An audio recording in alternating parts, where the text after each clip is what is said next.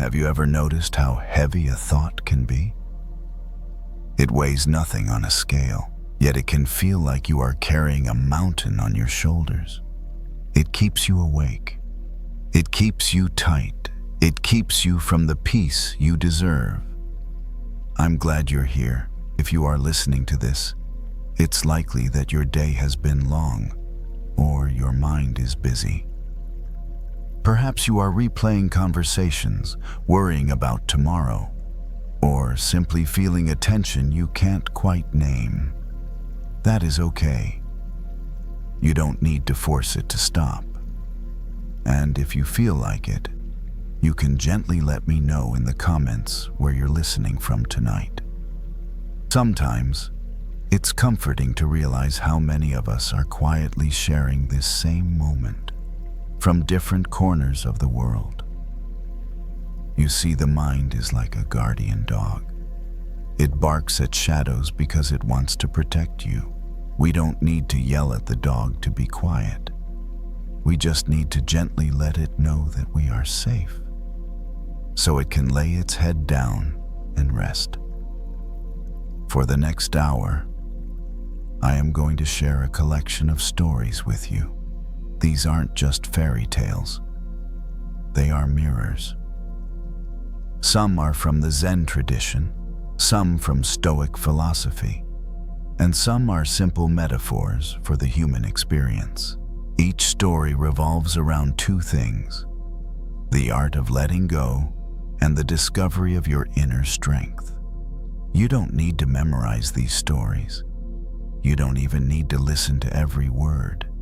If you drift off to sleep in the middle of a sentence, that is perfect. That is the goal. Think of my voice as a gentle breeze. You can enjoy it while it's there, but you don't need to hold on to it. Get comfortable now. Adjust your pillows. Let your shoulders drop away from your ears. Unclench your jaw. Let's begin with our first journey, a journey about the weight we choose to carry.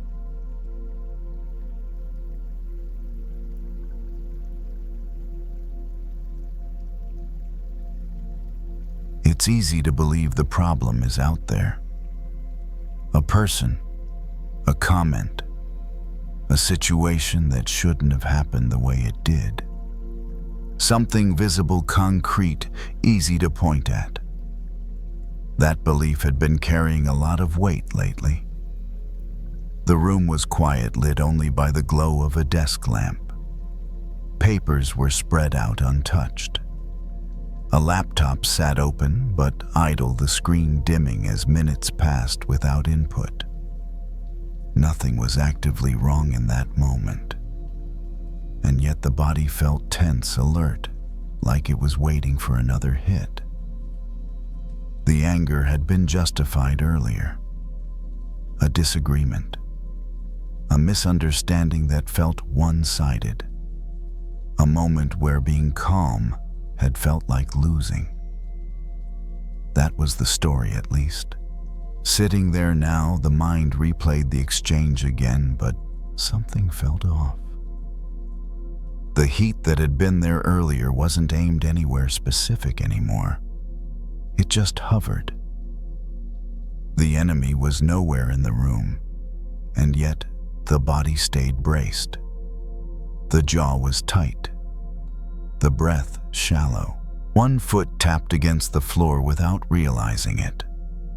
Anger often claims to be a response, but sometimes it keeps going long after the stimulus has left. The mind searched for something to blame.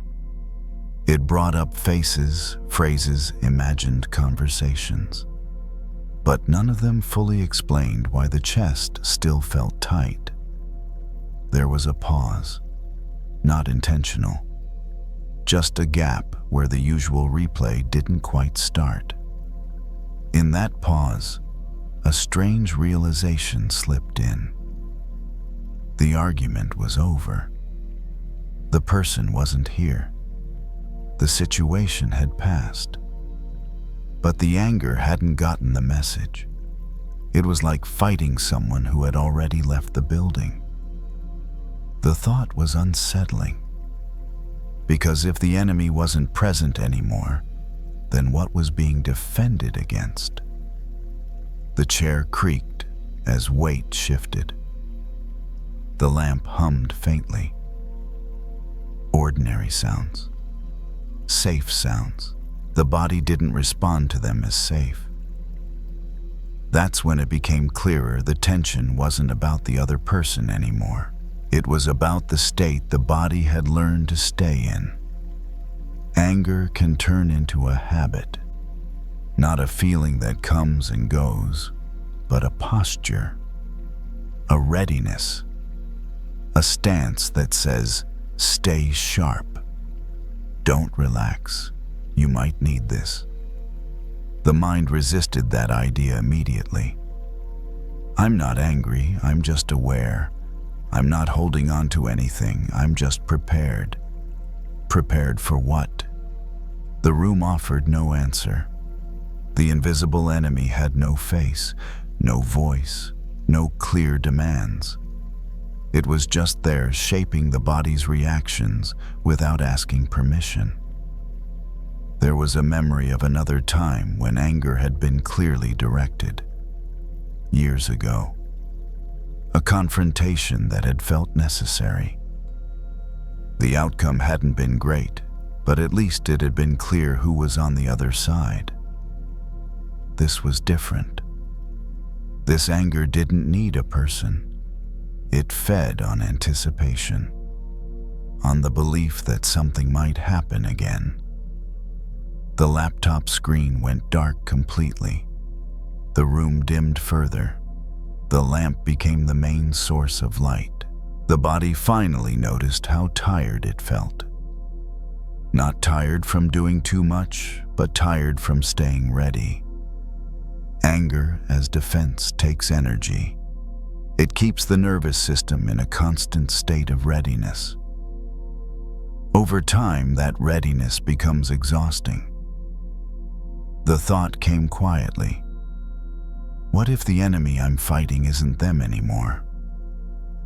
It didn't feel like a revelation. It felt like an admission. The tension in the body wasn't protecting anything at this point. It wasn't preventing harm. It was just continuing itself.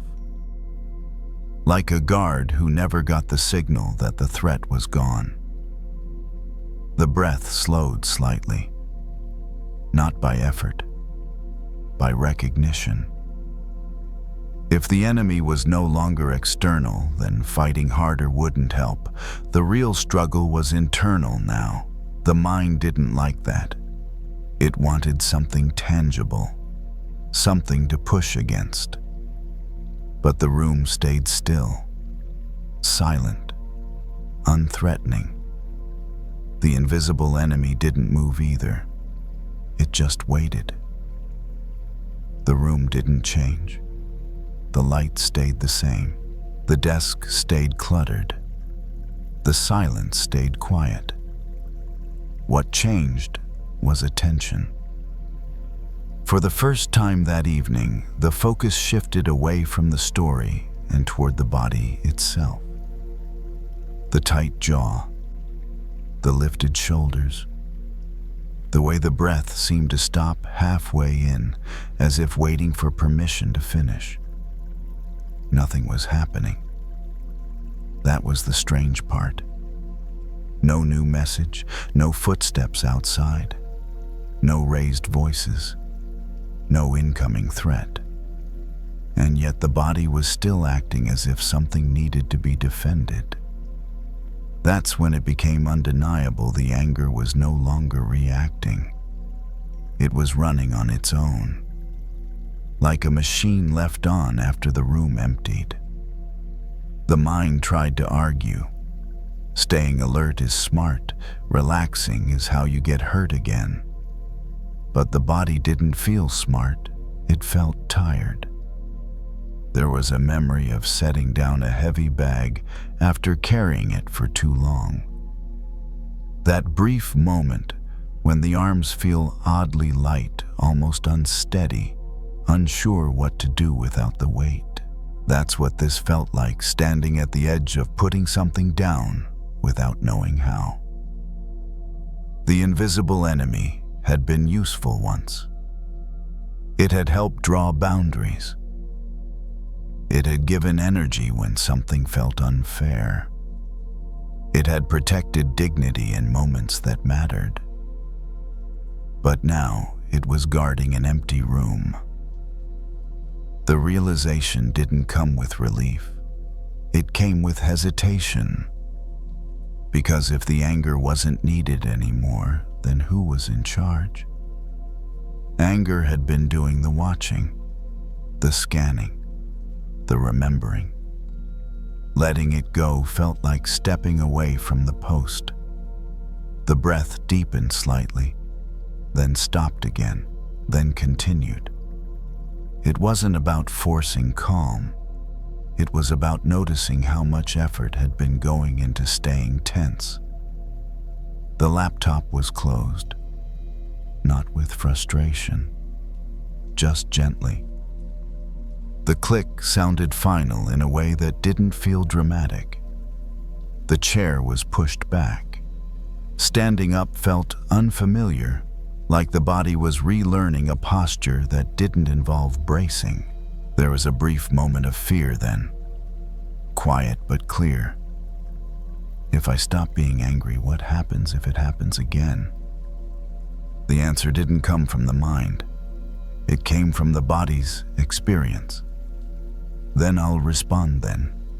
Anger had been living in the future, rehearsing a defense for something that wasn't happening right now. Forgiveness in this moment didn't mean excusing anyone. It meant releasing the body from a job it no longer needed to do. The shoulders dropped slightly. The jaw loosened. Not all at once, not completely, just enough to notice the difference. It became clear that the real enemy hadn't been the person from earlier, or the words that were said, or the situation that sparked everything. The real enemy had been the belief that the anger needed to stay awake forever. That belief had been shaping nights, coloring thoughts, stealing rest. And it didn't have to. The room felt different now. Not safer, just quieter, less charged. The invisible enemy didn't fight back. It didn't protest. It simply faded when it wasn't given attention.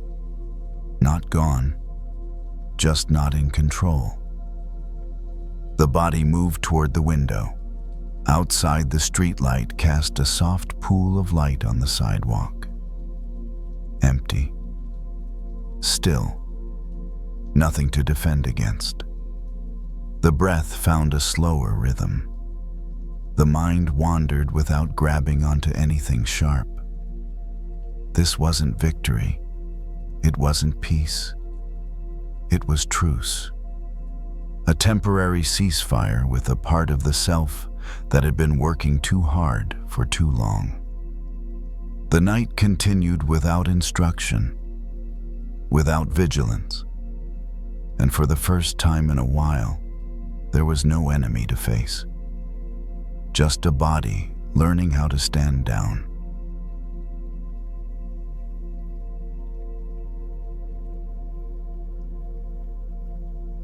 Forgiveness is often imagined as effort, as something you have to work toward, practice, repeat. Something that takes strength, discipline, and intention. Something you do. But sometimes forgiveness doesn't arrive that way at all. Sometimes it happens the way a flower drops a petal, quietly, without asking, without force. That afternoon, the window was open just enough to let air move through the room, not a strong breeze, just the kind that shifts papers, slightly lifts a corner of a curtain, then passes on. A plant sat on the table near the window, It had been there for a long time, not carefully chosen, just something that had survived moves, seasons, periods of neglect. One petal lay on the table beneath it, pale, soft, intact. It hadn't been torn off, it hadn't been pulled. It had simply reached the moment when holding on was no longer necessary. That image stayed longer than expected. Earlier that day, anger had been present, but faint, more like a residue than a flame. The sharp edges had dulled, but the memory was still there. A disappointment, a moment of hurt that had never really been resolved. Nothing dramatic had happened recently. No new conflict, no apology, no conversation to reopen the wound. And yet the feeling remained like a low hum in the background.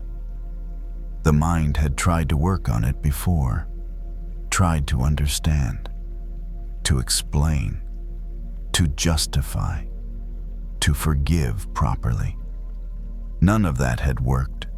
Sitting there now, the petal drew attention without effort. It hadn't fallen because the plant gave up. It hadn't fallen because something went wrong. It had fallen because it was done being part of that stage of growth. Forgiveness doesn't always come from understanding.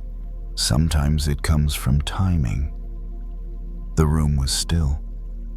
The afternoon light softened the edges of everything. Dust floated slowly in the air.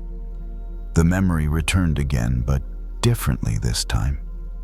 Less sharp, less personal, like a story that had already been told enough times. There was a realization, quiet, almost surprising. The anger wasn't being held tightly anymore. Not because a decision had been made, but because the grip had loosened on its own. That felt unfamiliar. So much effort had gone into trying to forgive, trying to let go, trying to be the bigger person, trying to move on. But the petal hadn't tried. It had simply fallen when the connection no longer served a purpose. The body noticed the same thing happening internally. A soft release. Not all at once. Not dramatic. Just a sense that the weight wasn't being carried as deliberately as before. The anger hadn't been pushed away. It hadn't been argued with. It had just lost relevance. The thought arose gently, maybe forgiveness doesn't need to be heavy. That idea felt almost wrong, like cheating, like skipping steps. Forgiveness is supposed to be hard, isn't it? Supposed to require effort, courage, work. But maybe that belief had been part of the struggle. The petal remained on the table. No one rushed to remove it. It wasn't clutter. It wasn't mess. It was just there. The relationship in question felt similar now. Not fixed. Not perfect. Just present, no longer demanding resolution every time it came to mind. There was no urge to reach out. No urge to withdraw further either. The space between felt neutral. That neutrality felt like peace, not the bright kind, but the quiet kind that doesn't need confirmation. Forgiveness didn't announce itself. It didn't say, "Now you are free." It simply stopped asking for attention. The air shifted again. The curtain moved. Another petal trembled slightly on the plant still attached. It would fall later. Or it wouldn't. Either way, there was no rush. The mind returned to the rest of the day. Ordinary things, tasks, small decisions. None of them felt colored by the old anger. That absence was noticeable. Forgiveness hadn't arrived with certainty. It hadn't closed the book. It hadn't tied anything up neatly. It had arrived the way petals fall, naturally, without force, without needing permission, and for the first time that felt like enough. As evening moved closer, the light in the room changed. The sharp edges of the afternoon softened. Colors lost a bit of contrast. The plant by the window looked calmer, somehow less defined, more at ease with the dimming. The petal was still on the table. It hadn't been touched. No decision had been made about it. It didn't feel like something that needed to be cleaned up or put away. It belonged there for now. There was a subtle difference between letting go and forcing release. Forcing always comes with tension, with effort, with the quiet fear that if you don't keep pushing, something will snap back into place. Letting go when it's real doesn't feel like work. It feels like noticing your hand has already opened. The anger that once felt so present now appeared only occasionally, like a memory passing through. When it did, it didn't demand action. It didn't pull the body forward. It came paused and moved on. That was new. Before, forgiveness had felt like something to do. A process, a task, something that required the right mindset and the right timing. It had always carried a sense of obligation. But this felt different. Nothing had been forgiven on purpose. No statement had been made internally. No rule had been followed. The grip had simply loosened. The petal didn't fall because the plant decided to be generous. It fell because it was no longer needed where it had been. Holding on had stopped serving its role. Forgiveness can work the same way, not as a moral achievement, not as a declaration, but as a natural response when holding on no longer makes sense to the body or the mind. The memory that once carried heat now felt distant, like something seen through glass. Still visible, still real, but no longer sharp enough to cut. That didn't mean the past was erased. It meant the past had been placed where it belonged. There was no rush to feel complete, no urge to check whether forgiveness was finished or correct. Those questions didn't matter anymore. The relationship, whatever shape it now had, existed without pressure.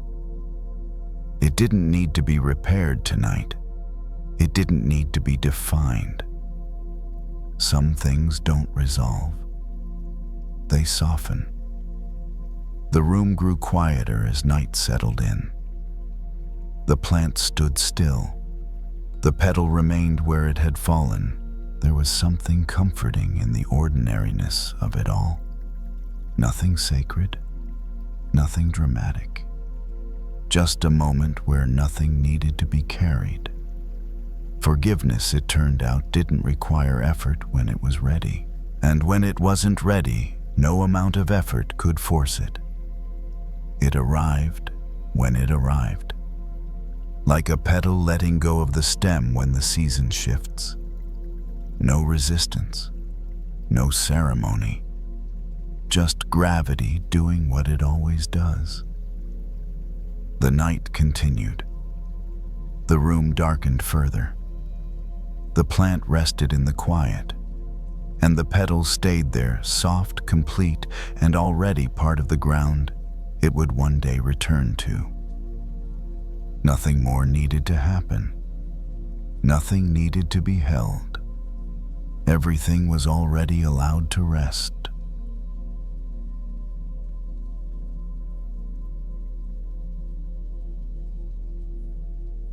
There are days when anger doesn't explode. It just sits there quiet and dense like something heavy you've been carrying without noticing how long it's been in your hands. That afternoon, the yard was unusually still. No music from the neighbor's house.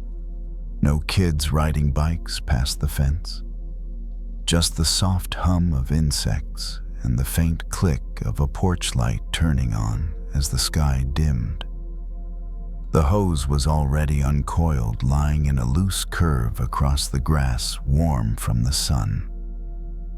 The person stood barefoot on the patio, watering a tree near the edge of the yard. It wasn't a tree anyone would brag about. The trunk was thick but uneven. The bark was cracked and dark in places, like it had survived something rough a long time ago. Some branches grew awkwardly sideways. Others seemed dead, reaching nowhere in particular. It was the kind of tree most people would have cut down already. As the water soaked into the dirt, the mind wandered back to the day. A meeting that had ended with a comment that shouldn't have mattered, but did. A tone that lingered longer than the words themselves. A quiet dismissal wrapped in professionalism, sharp enough to sting, but not sharp enough to confront directly. The body had reacted before the mind could name it. Tight shoulders. A jaw that stayed clenched hours later. A chest that felt slightly compressed, like it was holding something in. Anger has a way of pretending it's useful. It tells you it's there to protect you, to make sure you're not overlooked, to make sure people don't get away with things. Standing there, hose in hand, that story felt familiar. The water darkened the soil around the tree's roots. It soaked in slowly, unevenly, as if the ground itself was tired. A few drops splashed onto bare toes, cool against warm skin. The sound was steady, almost boring. Nothing dramatic, nothing urgent. And then the thought appeared simple and uninvited.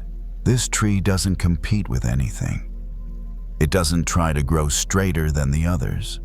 It doesn't push higher than the fence. It doesn't seem interested in proving that it deserves the space it takes up. It just stands there. The person remembered something once read long ago about a tree like this. A tree considered useless because its wood was twisted and soft, not good for building anything valuable. Because it couldn't be easily shaped into furniture or tools, no one bothered cutting it down. And because no one cut it down, it lived out its full life. The irony of it settled in quietly. All day long, the anger had been fueled by a need to be taken seriously, to be respected, to not be dismissed. The mind kept replaying alternate versions of the conversation. Smarter responses, sharper comebacks.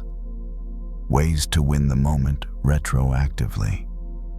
But none of that had brought relief. It had only kept the body tense, alert, on guard.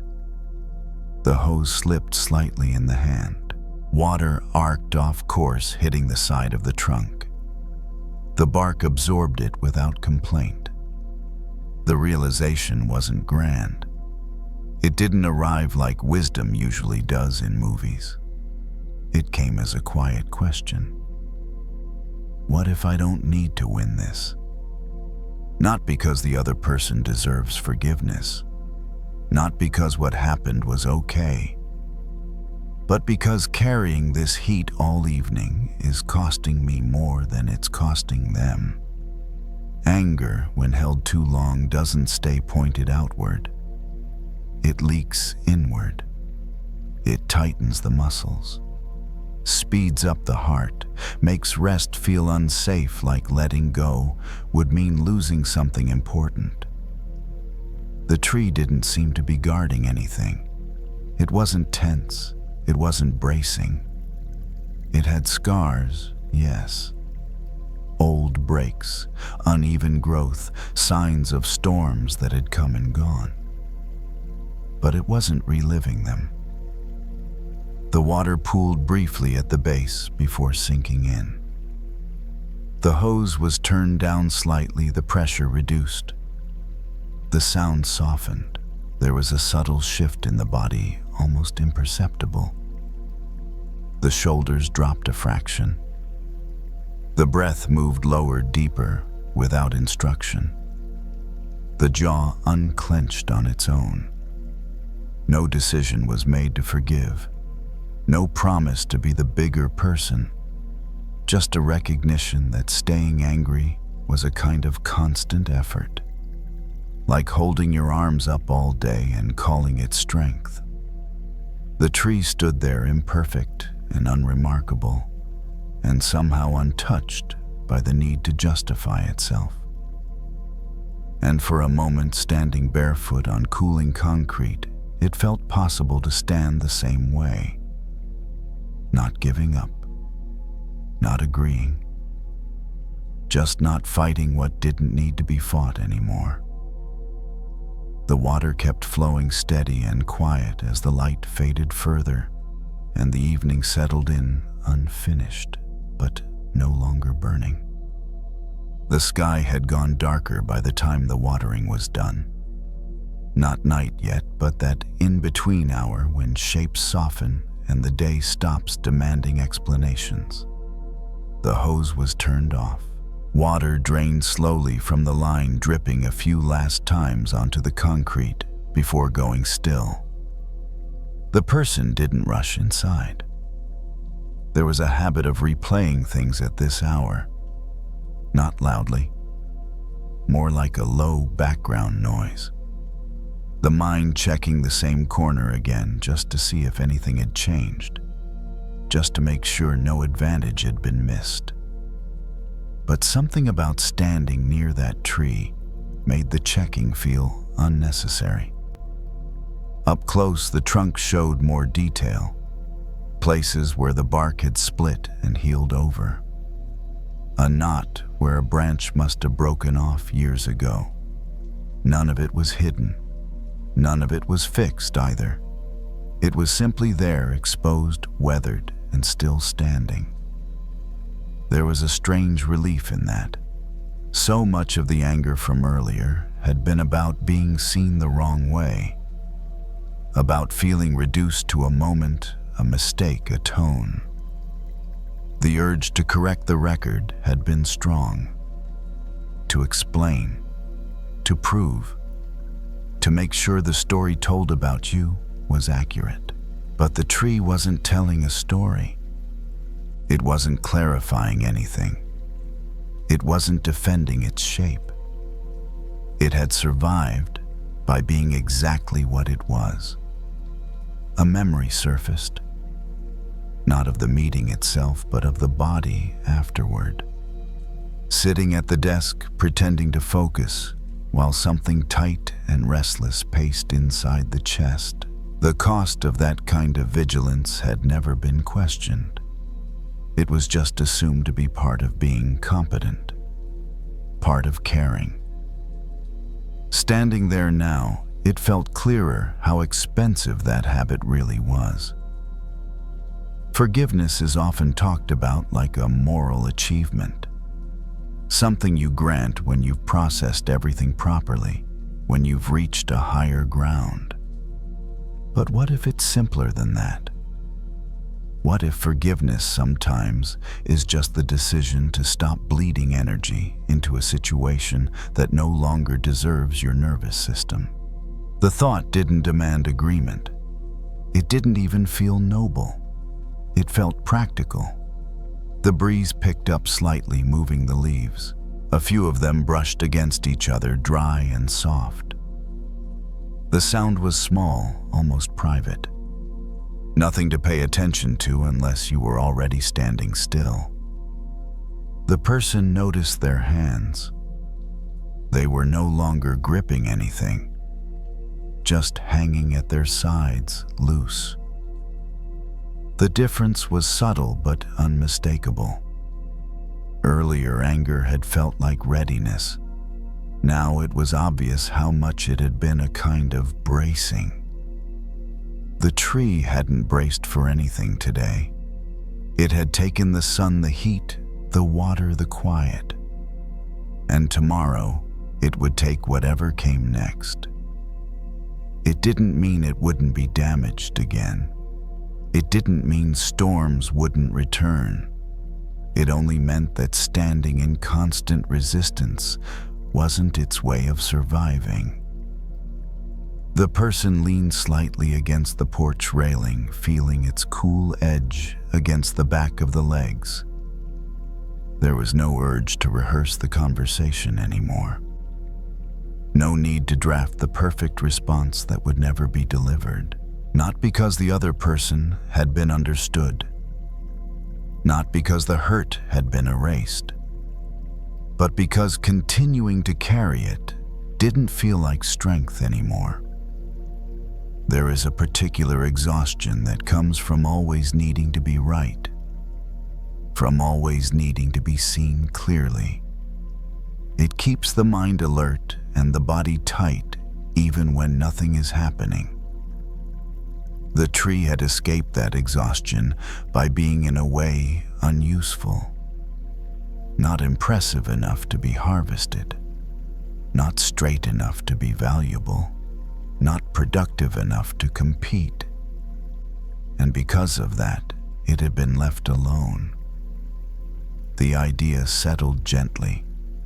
Maybe peace doesn't come from winning space, but from becoming a place no one needs to cut into. Inside the house, a light turned on automatically as the sun dropped lower. The glow spilled out onto the patio, warm and unassuming.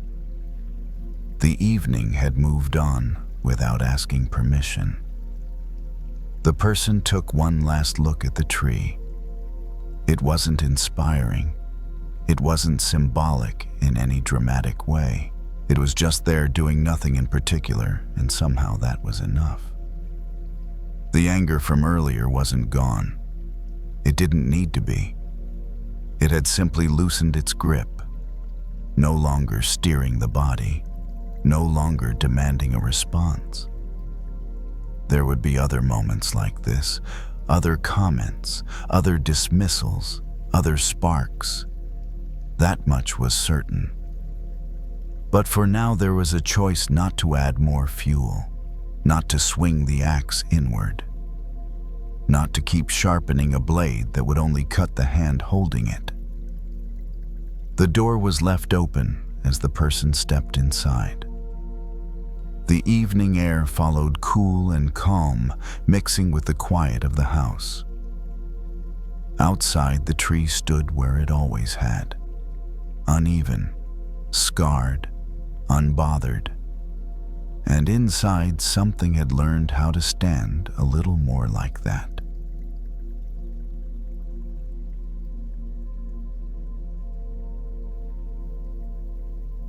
Anger doesn't always arrive as heat. Sometimes it shows up as pressure. A tightness you carry quietly long after the moment that caused it has passed. The bathroom light was the only one on in the apartment. Everything else stayed dark. The fan hummed overhead, steady and low, pooling steam toward the ceiling. The mirror was fogged just enough to blur the edges of a tired face without hiding it completely. Hands rested on the sink. The water ran warm, then hotter, then back again, as if the body was trying to find the right temperature for something that wasn't really about the water. It had been a long shift. The kind where irritation stacked up in small, forgettable ways. A sharp comment from someone who didn't mean it kindly. A decision that landed unfairly. A moment where speaking up would have taken too much energy, so silence was chosen instead. Silence can look calm from the outside. Inside, it often turns into something else. The jaw had been clenched for hours, shoulders slightly raised as if bracing against an invisible weight. The body knew it was carrying anger, even if the mind hadn't named it yet. Soap was pumped into one hand. The smell was familiar, clean, almost comforting. As the hands rubbed together, the skin felt rougher than expected. Dry, overworked.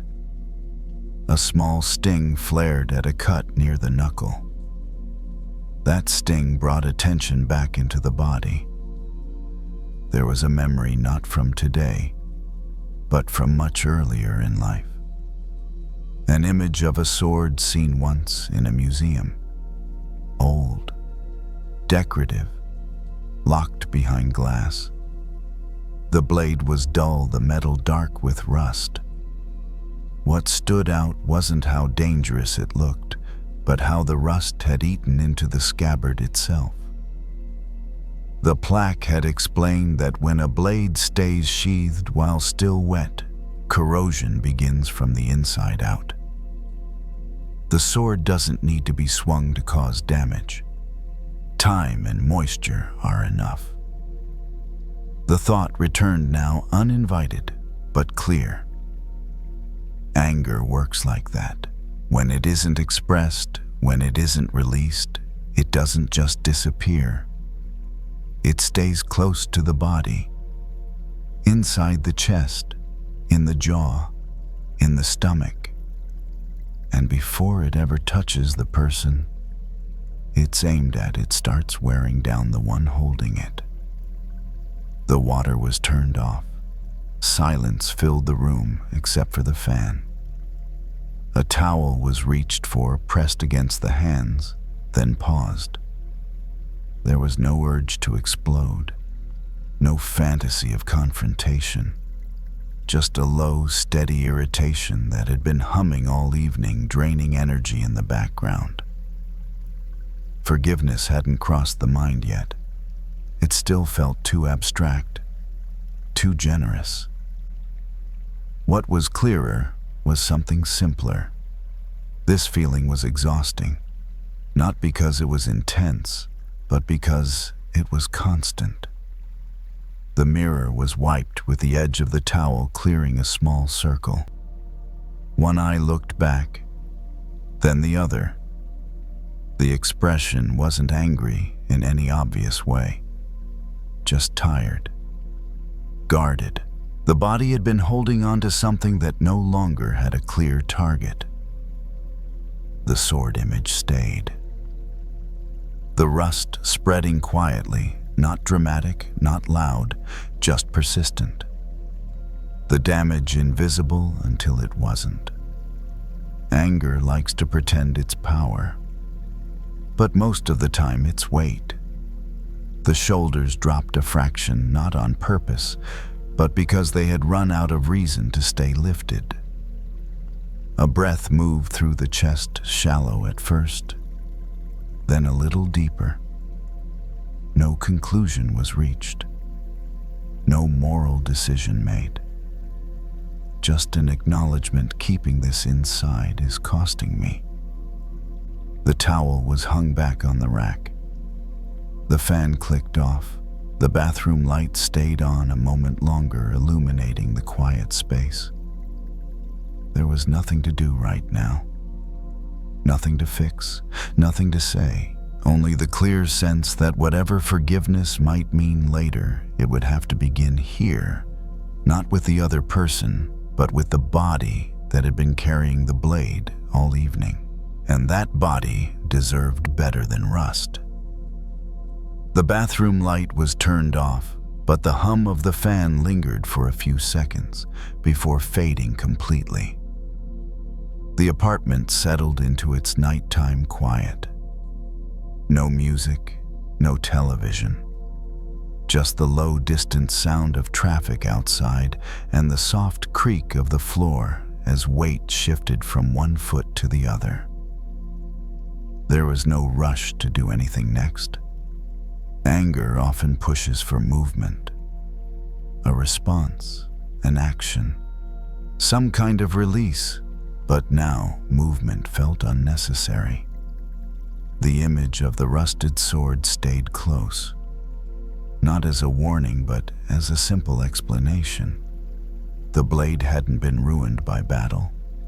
It hadn't failed because it wasn't strong enough. It had worn itself down by being held in a state it was never meant to stay in. Wet, tight, closed. That felt uncomfortably familiar. All evening the body had been locked around something unsaid. Muscles tightened to keep it contained. Breath shortened to keep it from spilling out.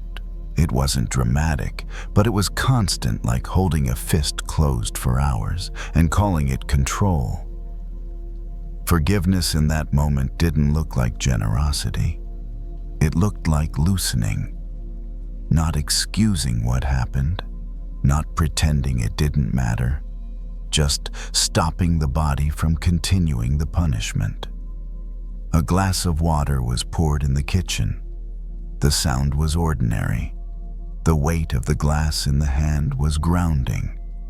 The coolness against the palm drew attention back to something real and immediate. The first sip was small, automatic. The second was slower. With it came a realization that didn't feel philosophical at all. The person who caused the anger wasn't here. They weren't affected by this tension. They weren't paying any price for it. The body was. Shoulders still carried a faint ache. The jaw resisted, then softened. There was a quiet negotiation happening beneath thought, as if the nervous system was checking whether it was safe to stand down. Nothing bad happened when it did. The rusted sword didn't need polishing in that moment. It didn't need to be restored to something sharp or impressive. It just needed air, space, a chance to dry.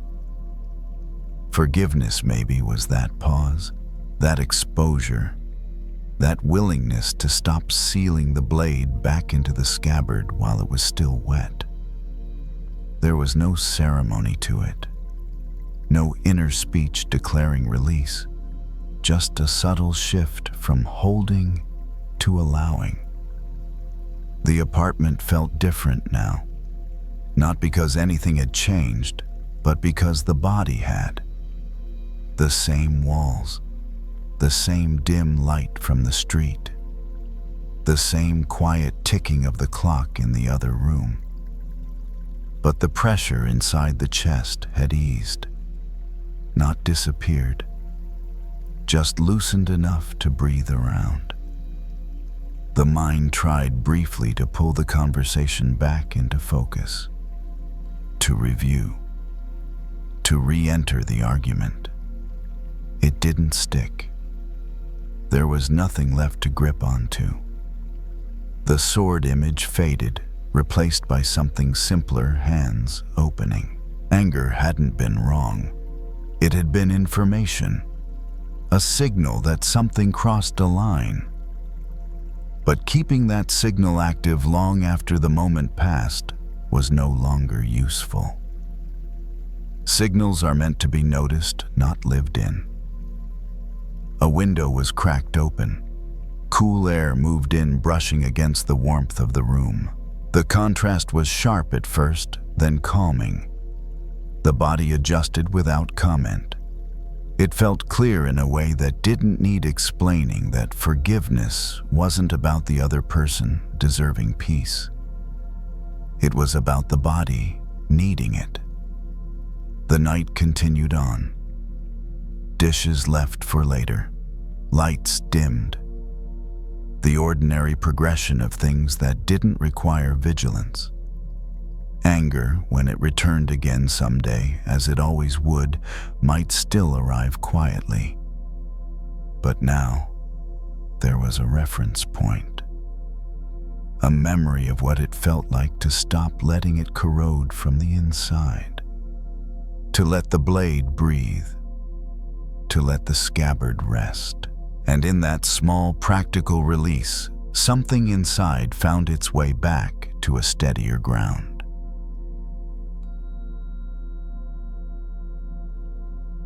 It started with a turn that felt right at the time.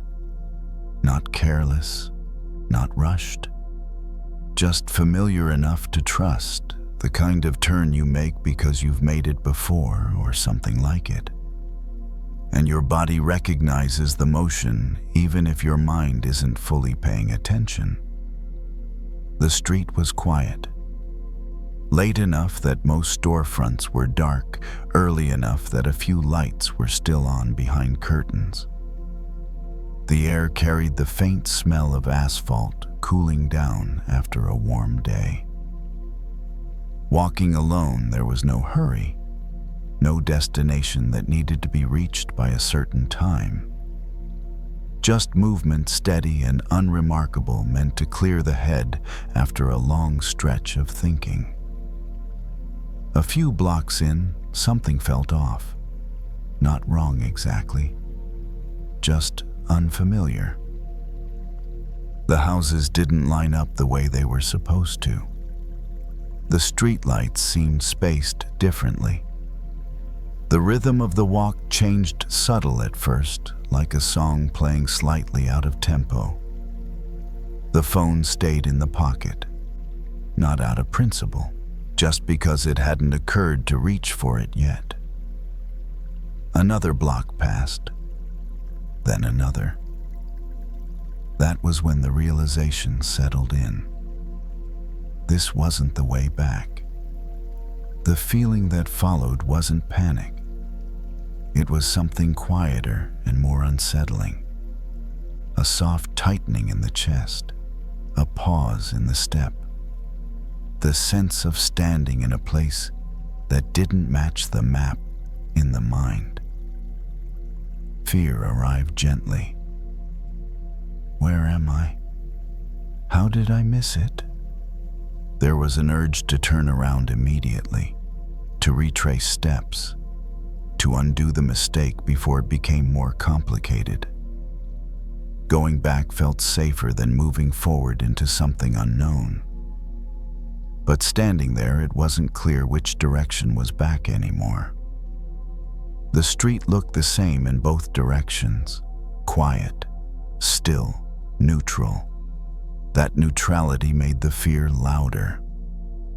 Without clear signals, the mind rushed to fill the gap. What if this keeps getting worse? What if this takes longer than expected? What if this is a sign of something deeper being off track? The body noticed its own reaction. The shoulders had crept up. The breath had shortened. The step had stopped altogether. Nothing in the environment suggested danger. No raised voices, no sudden movement, just a neighborhood at rest. And yet the feeling of being lost made everything feel sharper. The mind wanted a solution, a route, a clear answer that could be followed without question. It wanted the certainty of a line on a screen. Instead, there was only choice. The decision not to pull out the phone came quietly, not as a rule, more as curiosity, a wondering about what would happen if the moment was met directly without immediately fixing it. Standing still, the body let the breath drop lower. The ground underfoot felt solid. The night air moved across skin, cool and steady. Lost didn't mean unsafe. It just meant undefined. That distinction took a moment to land. Looking around more carefully, small details came into focus. A porch light left on. A bicycle leaned against a fence. Wind moving through trees at the end of the block. Life was happening here too. Being lost had narrowed attention at first, but now it began to widen it. Without a known path, awareness had to stay closer to what was actually present. A step forward felt tentative, then another. Not chosen because it was correct, but because standing still had started to feel heavier than moving. Each step brought new information. A cross street, a familiar sound of traffic farther away, a shift in the way the air felt. The fear of being lost didn't disappear. It stayed nearby, alert, watching for signs of danger. But it stopped leading. The body was moving again, and movement brought orientation even without a map. The path wasn't clear yet. The destination still felt far. But something had changed. The situation no longer felt like a mistake that needed to be erased. It felt like a moment that needed to be navigated. Lost didn't have to mean wrong. It could mean early. That thought didn't solve anything, but it softened the urgency. Another block passed, then another. The night remained quiet. The neighborhood unfolded without resistance. And slowly, almost without noticing, a sense of direction began to return. Not because the right street had appeared, but because trust in the ability to find one had. The body relaxed just a little. The breath lengthened. Being lost hadn't ended yet, but it no longer felt like the opposite of progress. It felt like the beginning of a different kind of search. The feeling of being lost didn't disappear all at once. It loosened the way a knot does when you stop pulling at it. Walking continued slower now, not because of caution, but because there was no need to rush. Each step landed with more awareness. The sound of shoes on pavement, the faint echo of movement between houses, the quiet certainty that the ground was still doing its job. Fear stayed nearby, but it changed tone. Earlier, it had been sharp, insistent. Now it felt more like a question than a warning. Where am I really going? That question felt different from the one that had come before. It wasn't asking for directions. It wasn't asking to be solved. It was simply noticing that the old certainty had slipped away. Another intersection appeared. This one looked slightly more familiar. Not enough to recognize, but enough to feel less foreign. A street sign reflected a bit of light. The name meant nothing at first, then stirred something faint. The body didn't latch onto it. It kept moving. There was a strange freedom in that. When the correct route is unknown, every step becomes provisional. Nothing has to be perfect. Nothing has to match an expectation. The mind noticed how often it confuses knowing with safety, as if having a clear plan guarantees a smooth outcome. But being lost had already shown something else. That attention sharpens when certainty fades, that the body becomes more responsive, more alive, when it can't rely on habit. A car passed at the end of the block. Its headlights swept briefly across the street, then vanished. The sound lingered, a reminder that larger roads existed nearby. That felt reassuring. Lost didn't mean isolated. It meant temporarily unanchored. As the walk continued, the fear of having made a wrong turn softened further. There was no evidence of danger, no indication that this path was a mistake. It was simply unfamiliar. Unfamiliar places often feel threatening, not because they are unsafe, but because they don't confirm who we think we are. They don't mirror our usual patterns back to us. Being lost stripped away that mirror. Without the usual markers, there was nothing to measure progress against. No internal checklist, no timeline, just movement and response. The body began to enjoy that, even if it didn't fully trust it yet. Another street opened up ahead, wider this time. The sound of traffic grew clearer. The air felt different, less still. The city's larger rhythm made itself known again. Recognition arrived quietly, not as relief, but as orientation. The fear that had been so loud earlier had little to say now. It had done its job, alerted heightened awareness, and stepped back. Standing for a moment at the corner, it became clear that being lost hadn't been a detour from the journey. It had been part of it. A stretch where attention had been pulled out of autopilot and into the present. Losing the way hadn't erased direction. It had reset it. The body turned toward the sound of traffic. The step felt natural, unforced. The path forward didn't need to be confirmed. It only needed to be taken. Later at home, the experience lingered in small ways. In the pause before turning on lights, in the choice to move more slowly through familiar rooms, in the awareness that orientation doesn't come from memorizing routes, but from responding to what's actually here. Fear had insisted that being lost meant failure, that it was evidence of distraction or poor judgment. But the night had shown something else.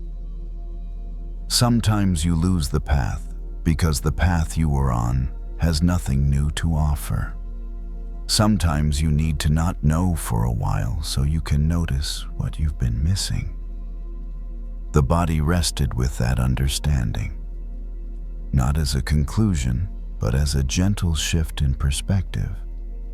There would be other moments of losing direction, other times when certainty slipped away. But now there was a memory to return to, a reminder that not knowing doesn't mean you're off course. It might mean you're just beginning to see the terrain differently. The night ended without ceremony. Sleep arrived without needing to make sense of the walk. And somewhere beneath the quiet, there was trust. Not in a map, not in a plan, but in the simple fact that even when the way is unclear, the ability to find one remains. That was enough.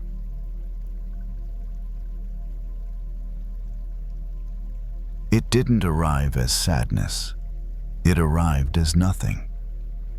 The room had been tidied slowly without a plan. Not cleaning exactly, just putting things back where they belonged. Or maybe where they no longer needed to be. A shelf stood half empty now. A few objects remained spaced farther apart than before. The absence between them felt louder than the objects themselves. At first, the emptiness was uncomfortable. The eye kept returning to it like something unfinished. The instinct was to fill it.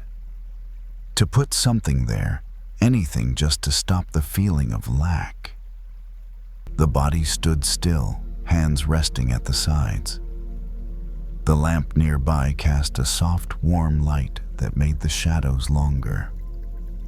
The clock on the wall ticked steady and unconcerned. Nothing was wrong. And that was the problem. Fear doesn't always need a trigger. Sometimes it appears when there's too much space. When there's nothing demanding attention, nothing pulling the mind in a familiar direction. The thought crept in quietly. What now? The question wasn't urgent, but it carried weight. Without the usual noise, tasks, worries, plans, the emptiness felt exposed. like standing in an open field after years of moving through narrow hallways. The shelf remained half empty. The room didn't rush to resolve it. Sitting down, the body felt the chair support its weight immediately. No effort required. The breath moved in and out, simple and unremarkable. The kind of breathing that doesn't try to achieve anything. Fear tried again gently. If nothing is here, something must be missing. But looking closer, it became clear that nothing was actually gone. The room still existed. The body still sat. The night still held everything in place. The emptiness wasn't a hole. It was space. Space that hadn't yet been claimed by a story. That realization didn't bring comfort right away. It brought uncertainty. Because stories give shape. They explain why things are the way they are. Without one, the mind felt unanchored. The shelf had once been crowded, objects pressed together, each one claiming its spot. There had been no room for anything new or nothing at all. Now there was room. Fear circled that idea. Room for what? It wanted an answer, a plan, a direction. But the room didn't offer one. The light shifted slightly as a cloud passed outside. The shadow on the wall softened, then returned. The clock continued counting seconds that didn't ask to be filled. Sitting there, it became noticeable how much effort goes into avoiding emptiness. Filling calendars, filling conversations, filling silence with sound.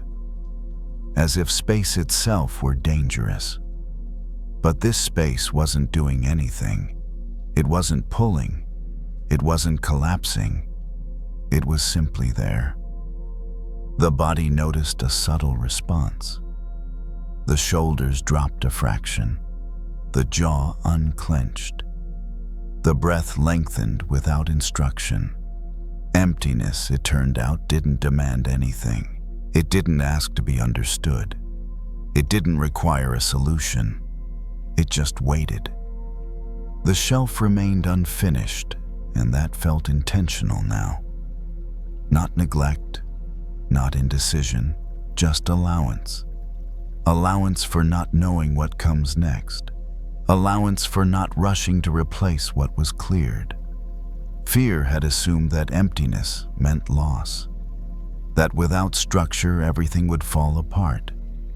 But sitting in the quiet room, nothing was falling. The room felt larger. The body felt lighter. The absence on the shelf wasn't absence anymore. It was possibility unformed and unnamed.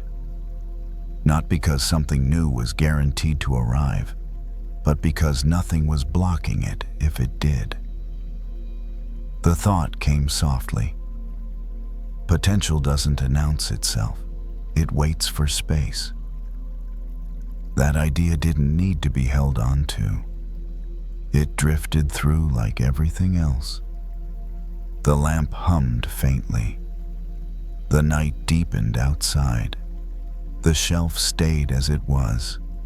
There was no rush to decide what belonged there, no urgency to define the emptiness. For now it was enough to sit with it, to let the space be space.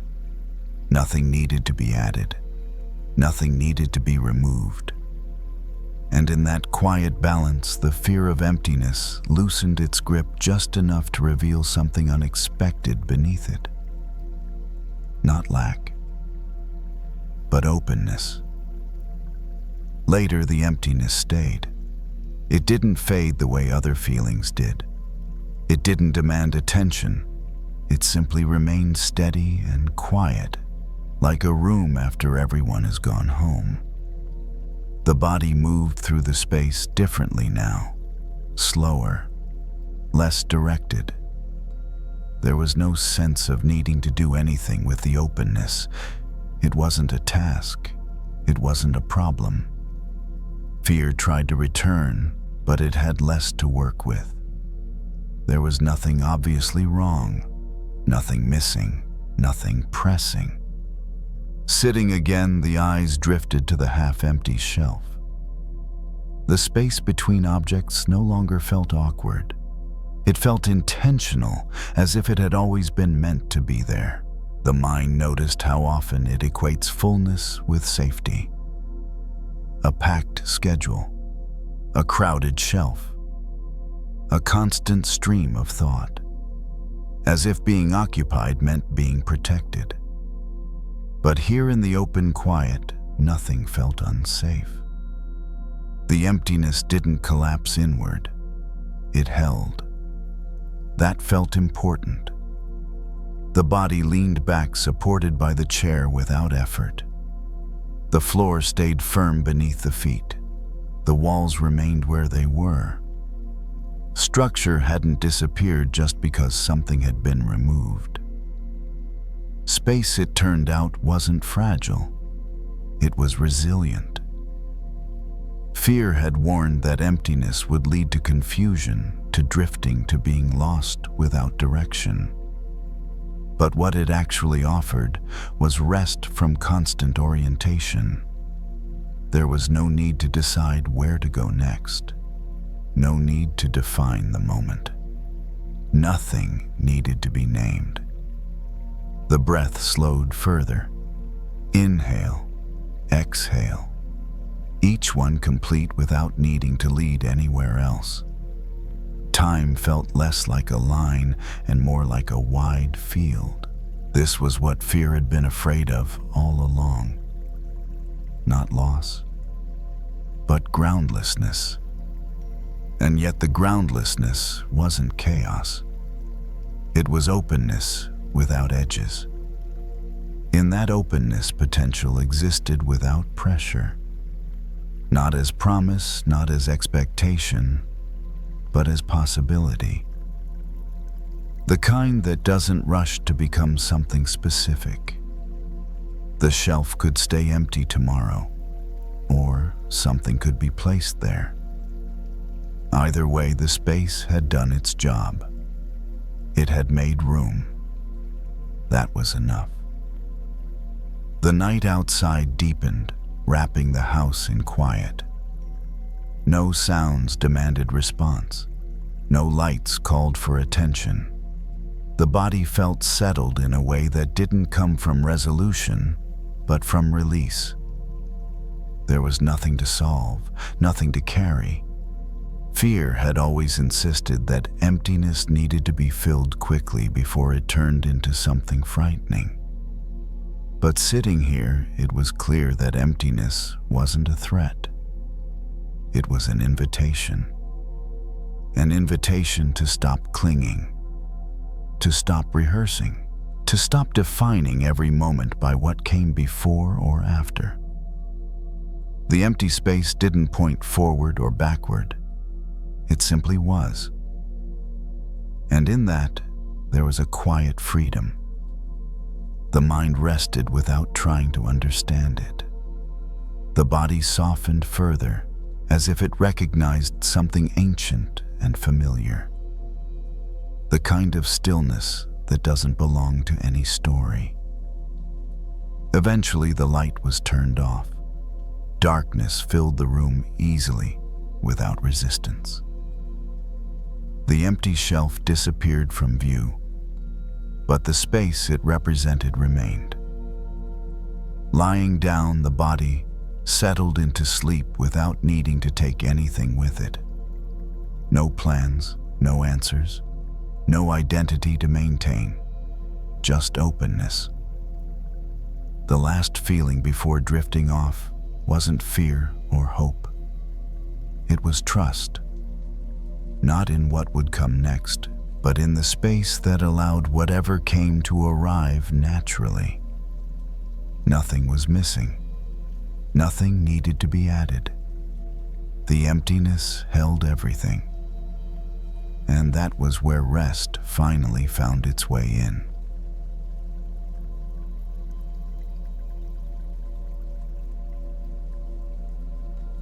It didn't happen with a big moment.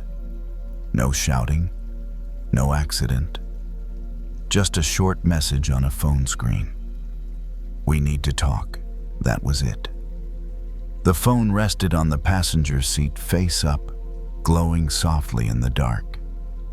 The car was parked in the driveway, engine off the porch light, casting a small yellow circle onto the hood. Somewhere nearby, insects filled the night with their steady, uneven sound. The kind of sound you don't notice until everything else goes quiet. The body reacted before the mind could catch up.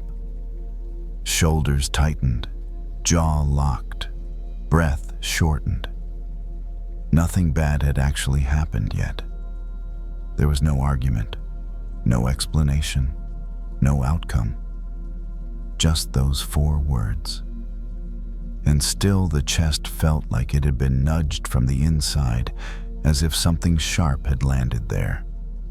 Pain arrived first. Fast, honest, simple.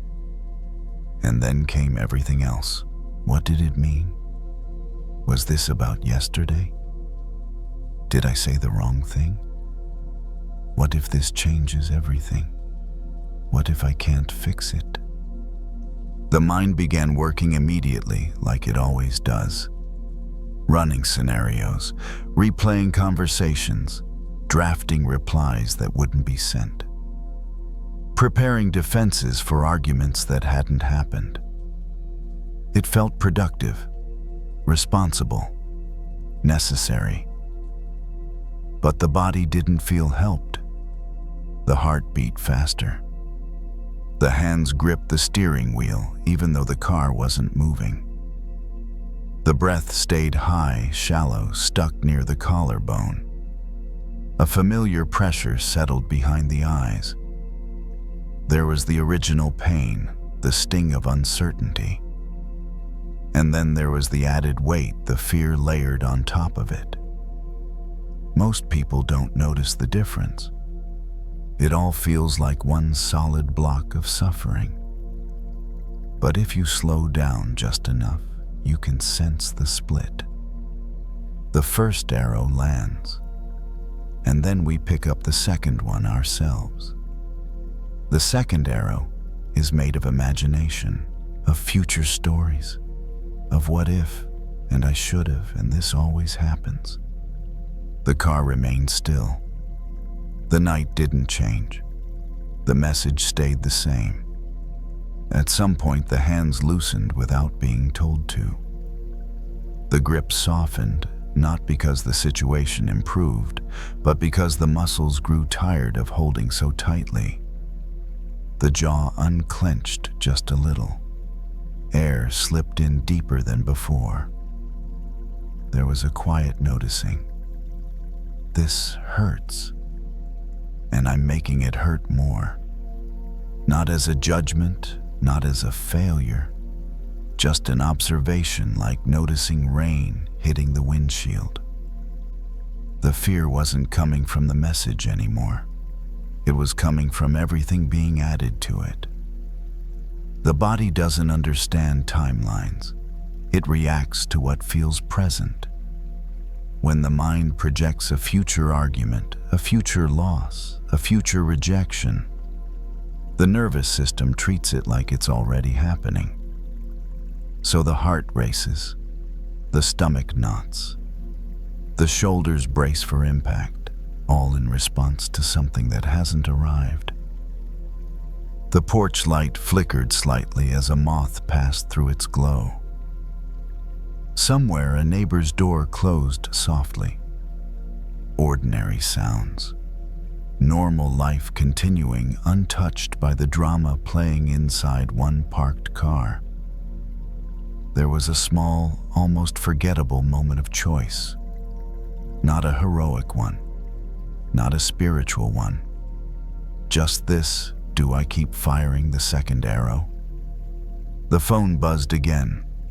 Not a message, just a notification from some app updating in the background. The screen lit up, then dimmed. The heart jumped anyway. Another arrow, almost fired. Instead, the phone was turned face down. Not thrown, not hidden. Just gently flipped, like closing a book you can come back to later. The pain didn't disappear. The uncertainty was still there. That part couldn't be erased. But something else shifted. The mind didn't stop producing thoughts. It rarely does. But they slowed, stretched out, left small gaps between them. In those gaps, the body began to speak more clearly. The ache in the chest wasn't danger. It was discomfort. The tightness wasn't collapse. It was resistance. The fear wasn't prophecy. It was a signal. Fear, at its core, tries to protect. It evolved to help humans survive. It sharpens attention. It prepares the body to respond. But when it's left running without a real threat to meet, it turns inward, starts attacking shadows. The second arrow doesn't come from malice. It comes from wanting control. If I think enough, I'll be ready. If I worry enough, I won't be surprised. If I stay tense, nothing can sneak up on me. But the cost is paid immediately in the body. The seat felt firmer now. The back pressed into it more fully. Breath dropped lower, reaching the belly for the first time since the message arrived. Not calm, just less clenched. There was still a conversation waiting somewhere in the future. That hadn't changed, but right now, there was only a quiet driveway, a resting car, and a body learning slowly that it didn't need to fight an enemy that hadn't shown up. The second arrow lay unused for the moment, not destroyed, just set down. The pain didn't need to be solved to be understood. That realization didn't arrive as a sentence. It came as a physical shift, the way the chest rose a little more evenly, the way the shoulders stopped hovering near the ears, the way the night air felt cooler once the window was cracked open an inch. Fear often feels urgent, like something must be done immediately. Say something, fix something, prepare something. But urgency is not the same as truth. The body can feel danger even when there is only uncertainty. And uncertainty left unexplained is one of the mind's favorite places to create stories. The first arrow had already landed. There was no arguing with that. A message like that would make almost anyone flinch. That part was human, natural, honest. What came next was optional. The mind kept offering more arrows. You're about to lose something. This is going to hurt. You won't be able to handle it. Each thought carried an image, a future scene, a tone of voice, a look on someone's face that hadn't happened yet. The nervous system responded to each one as if it were real. It's easy to confuse preparation with protection. But preparation that has no object turns into tension. Protection without clarity turns into self-harm. Fear itself isn't the enemy. It's information. Raw data. A signal that something matters. That there is attachment, care, vulnerability. The problem begins when fear is treated as a verdict. When the body says, something is unknown, and the mind replies, something is wrong. That's when the second arrow flies. The porch light still glowed. The same moth circled it, stubborn and soft. The driveway hadn't changed. The night was steady, almost indifferent. It didn't confirm the fear. It didn't deny it either. There was a subtle learning happening beneath thought. Nothing terrible is happening right now. Not as a mantra, not as reassurance, just as a fact. Right now there was sitting, breathing, a quiet car, a phone placed face down, a future conversation that existed only as imagination. Fear hates empty space. It rushes to fill gaps with conclusions. But empty space is where understanding grows. Understanding doesn't arrive as answers. It arrives as seeing more clearly, seeing that pain doesn't require panic, seeing that uncertainty doesn't equal catastrophe, seeing that the body can feel discomfort without being in danger. The first arrow brings sensation. The second arrow brings suffering. And the second arrow requires effort. Effort to replay, effort to project, effort to brace. When that effort softens even slightly, suffering loses fuel. The fear was still there, but it had changed shape. It felt less like a monster and more like a tight knot. Less like an attack and more like a question. Questions don't need to be fought. They need space. At some point, the door of the house opened. Light spilled out briefly, then narrowed as the door closed again. Ordinary movement. Ordinary life. Someone inside, probably thinking about something completely unrelated. It was a quiet reminder, not everything is about this moment. Not everything is waiting to collapse. Impermanence doesn't only apply to good things ending. It also applies to fear. Fear rises, fear peaks, fear passes, unless we hold it still with stories. The second arrow tries to freeze the moment, to lock the body into a future that hasn't happened, to keep the nervous system on alert long after the threat has dissolved. But fear, like everything else, is a moving thing. The breath proved that. In, out. Each breath was slightly different from the one before it. Longer, shorter, deeper, shallower. Change was already happening without permission. Understanding doesn't always feel like relief. Sometimes it feels like humility, like realizing you don't need to be in charge of every outcome. That not knowing is not a failure of character. It's simply part of being alive. The phone remained silent.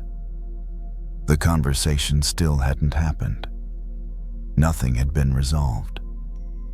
And yet something important had. The second arrow was no longer in the air.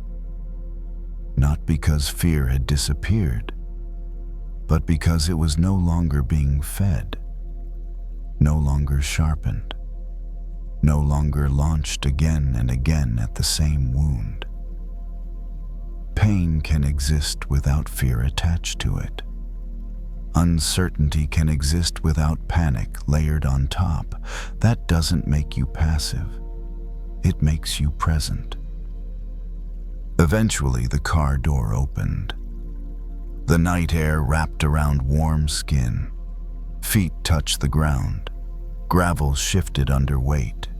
Each step toward the door was unremarkable, and that was the point. Life doesn't pause while we're afraid. It keeps moving quietly, inviting us to move with it. The message would be answered later. The conversation would happen when it happened. For now, the body was no longer at war with a future that hadn't arrived. The first arrow had landed. The second one had been set down. And in that small, ordinary choice, there was less suffering. Not because anything was fixed, but because something was finally understood.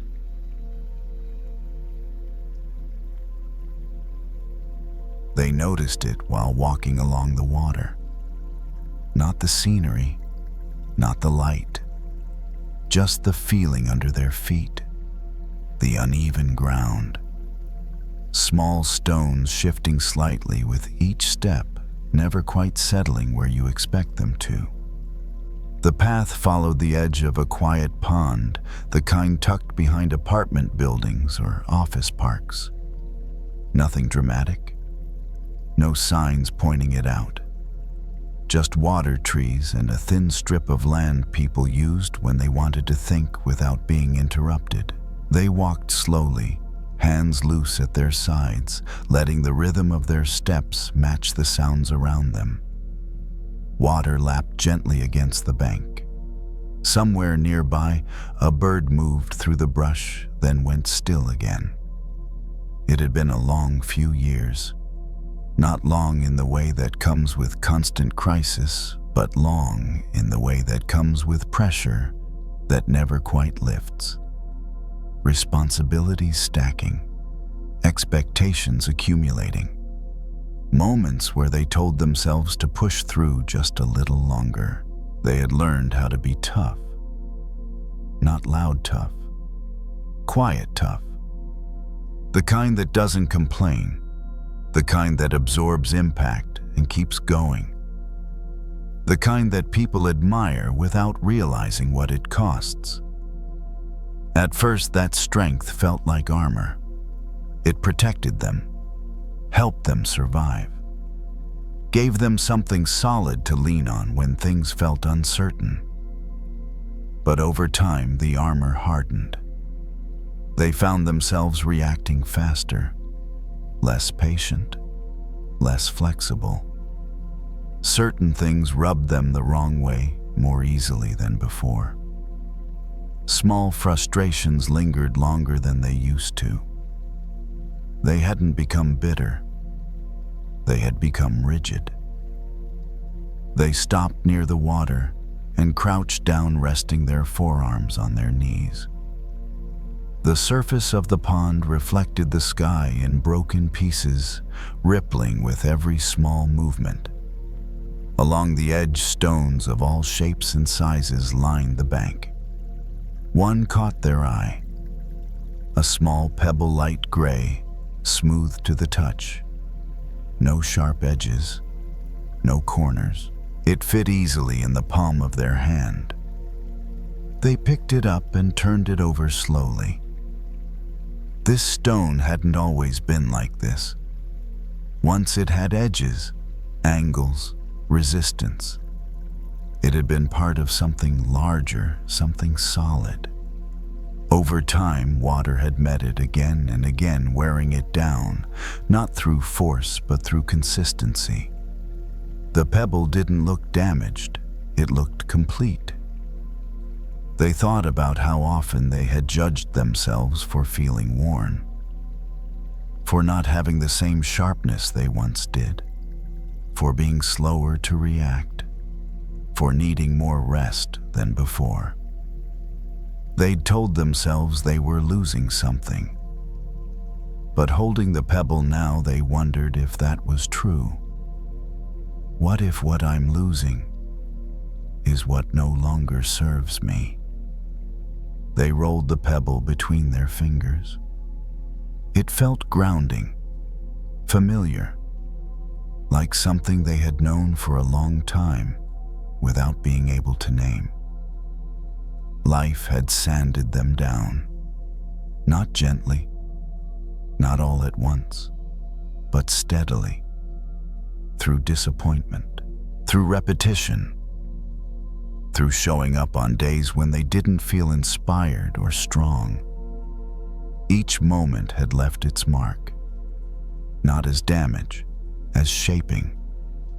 They had learned when to bend instead of break, when to let things pass instead of pushing back, when to stay still and when to move away. Those weren't losses. They were skills. They dropped the pebble back onto the bank and watched it settle among the others, indistinguishable at first glance, yet entirely itself. The pond continued its quiet movement. The water didn't judge the stones, didn't favor the sharp ones or the smooth ones. It touched them all the same again and again, shaping without intention. They stood and brushed their hands together, feeling the grit fall away. Their body felt heavier than it used to, but also more grounded, less reactive, more present. They had been through a lot. That didn't make them broken. It made them shaped. They took one last look at the water before continuing down the path. The sound followed them for a while, steady and soft, like a reminder that change doesn't always announce itself. Sometimes it simply leaves you smoother than before. They continued along the path, the pond staying beside them like a quiet companion. The water reflected less sky now, more shadow, as evening settled in. The world felt slower, as if everything had agreed to lower its voice at the same time. With each step, they became more aware of their body. The slight stiffness in the knees, the way their shoulders naturally rounded forward when they were tired. These weren't signs of weakness anymore. They were signals, information earned through time. Once they would have ignored them. Once they would have pushed through, proud of their ability to endure. Proud of being the one who didn't need breaks, didn't ask for help, didn't show where. That pride had served them. It had carried them through difficult years, but it had also taught them to resist softness. They remembered a version of themselves from long ago, quick to react sharp in conversations, certain in their opinions. That person had felt powerful, unmovable, like a rock that nothing could touch. But rocks that never change eventually crack. The pebble by the water hadn't cracked. It had changed shape. They slowed and rested one hand against the railing near the path, feeling the cool metal under their palm. The contact was grounding, real. A reminder that support doesn't have to be dramatic to be effective. They thought about the times life had worn them down in ways they hadn't chosen. Losses that reshaped priorities, responsibilities that narrowed choices, repeated disappointments that softened expectations. Each one had felt like erosion, but erosion hadn't taken everything. It had taken what couldn't last. It had smoothed the sharp reactions, rounded the rigid beliefs, quieted the need to always be right. What remained felt steadier. They realized that being smooth didn't mean being empty. It meant being able to move without cutting themselves on their own edges. It meant fitting into places they once resisted. It meant being touched by life without being damaged by it. They stopped again and looked out across the pond. The surface was calm now, only faint ripples marking where something had passed through. They didn't need to go back to who they were before. That version had done its work. The person they were now carried more patience, more tolerance for uncertainty, a deeper understanding of what mattered and what didn't. Those qualities hadn't come from avoiding hardship. They had come from being shaped by it. They took a slow breath and let it out fully, feeling the tension leave their chest in small increments. The night air felt cooler against their skin, refreshing rather than biting. They started walking again, steps steady, unhurried. They no longer felt the need to defend themselves against the world. They didn't need to be as sharp as they once were to feel safe. They trusted their ability to adapt, to respond, to endure without hardening. Like the pebble, they had learned how to stay whole while changing. And as the path curved away from the water, they carried that knowledge with them, not as a lesson, not as a victory, just as a quiet truth. They hadn't been worn down. They had been shaped into something that could last.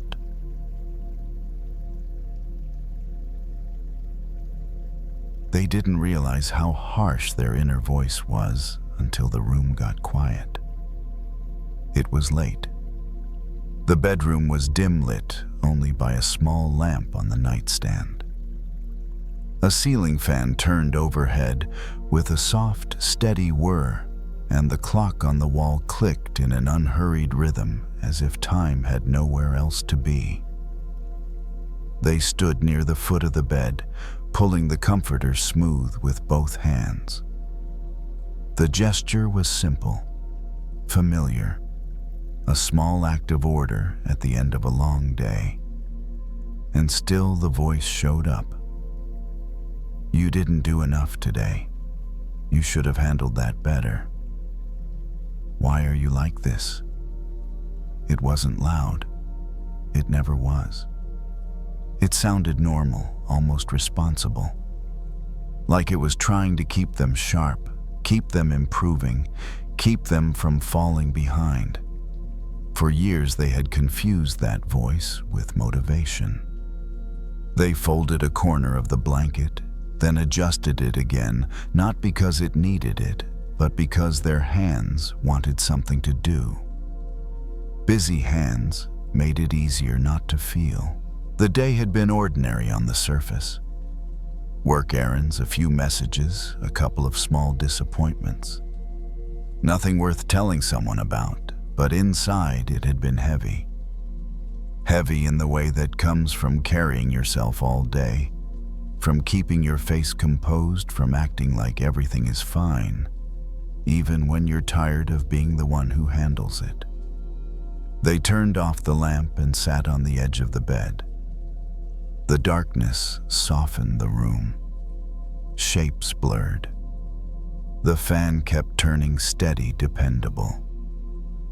They took off their socks, then paused, noticing a strange tightness in their chest. Not panic, not sadness exactly, just a subtle ache that had been building for a while.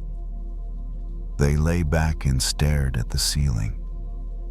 The voice returned quieter now, but still present. "You're behind. You're not as strong as you should be. Other people don't struggle with this." The thoughts arrived with the confidence of habit. They didn't ask permission, they didn't wait to be invited, and then out of nowhere, a memory surfaced. Not a big memory, just a small one. Being younger, sitting across from someone at a cheap diner, both of them nervous, both of them pretending not to be. The way the air felt charged and tender at the same time. The way they listened closely, as if every word mattered. First love. Not perfect love, not wise love, but earnest love. The kind that pays attention, the kind that cares how you're doing, the kind that notices when you're quiet and asks softly, "What's going on?" They hadn't thought about that in years, but the feeling of it, of being treated gently like you mattered, was still easy to recognize. Lying there, they realized something that made their throat tighten slightly. They would never speak to a first love the way they spoke to themselves. They would never say, "You're not enough." They would never say, "Why can't you be better?" They would never say, "You're a problem to fix." They would have been careful, patient, kind even when they didn't know what to do. So why did they believe they deserved less? They turned onto their side and pulled the blanket up to their chest. The fabric was warm, familiar. Their hand rested on top of it, fingers relaxed.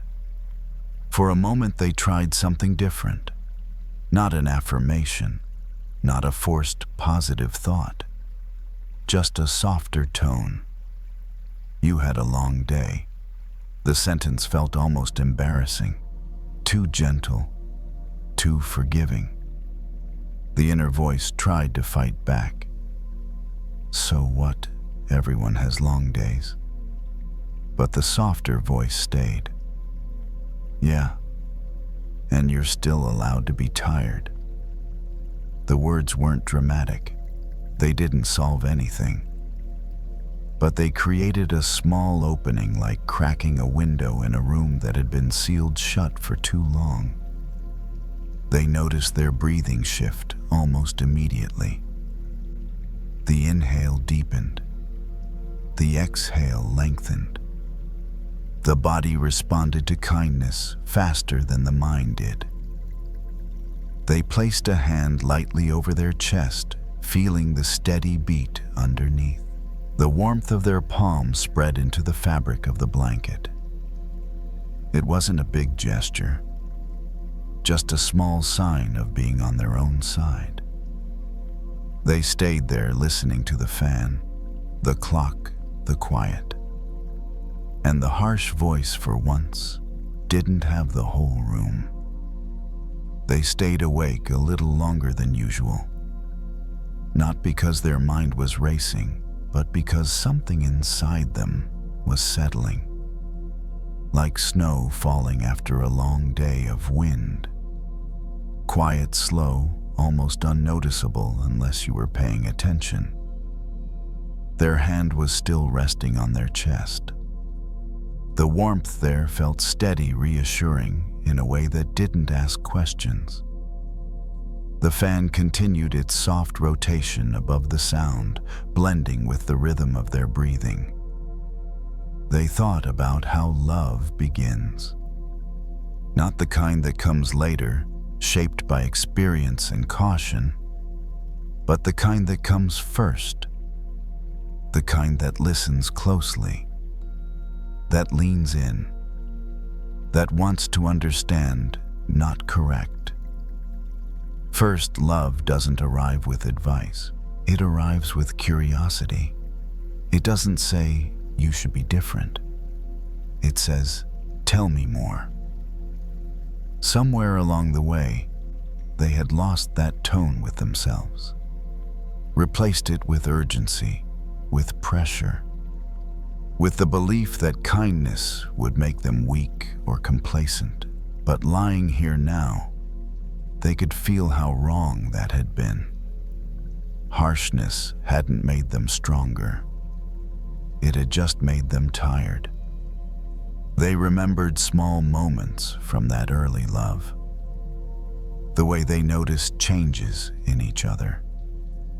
The way concern showed up before judgment. The way care was offered freely without being earned. They had never expected perfection from someone they loved.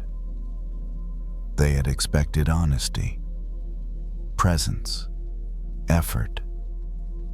Why had the standard changed when it came to themselves? They shifted slightly under the blanket, getting more comfortable. The ache in their chest had softened, spreading out instead of pressing inward. It felt like relief, but quieter than they'd imagined. They tried another gentle thought, just to see what would happen. "You're doing the best you can with what you have right now." The sentence didn't feel dramatic. It felt factual. The inner critic stirred less forcefully this time. "That sounds like an excuse." And then something else answered back, calm, steady, no. It sounds like understanding. Understanding didn't erase responsibility. It didn't remove the desire to grow. It just made room for rest. They realized then that loving yourself like a first love didn't mean constant self-praise or blind optimism. It meant staying on your own side when things were messy. It meant speaking gently when you were already hurting. It meant not abandoning yourself in moments of disappointment. Love, they were learning, was less about intensity and more about consistency. A softer word at the end of the day, a pause before self-criticism, a hand on the chest instead of another demand. These weren't grand gestures, but they changed the tone of everything. Their breathing slowed further, each inhale filling the chest easily, each exhale releasing what didn't need to be carried into sleep. The room felt safe, familiar, enough. They didn't suddenly feel healed. They didn't feel fixed or complete in any final way. They felt accompanied, and that was new. Tomorrow the old voice might return. The habits might resurface. They knew that. Patterns don't disappear overnight. But now, there was another voice too. One that noticed. One that stayed. One that didn't leave when things felt unfinished. As their eyes grew heavier, a simple understanding settled in without effort. They didn't need to become someone else to be worthy of care. They didn't need to earn their own affection. They didn't need to wait until they were better to be loved. They had been worthy all along. Like a first love, not because they were perfect, but because they were here. The fan hummed. The clock ticked on, and wrapped in the quiet, they let themselves rest, held at last by their own gentleness.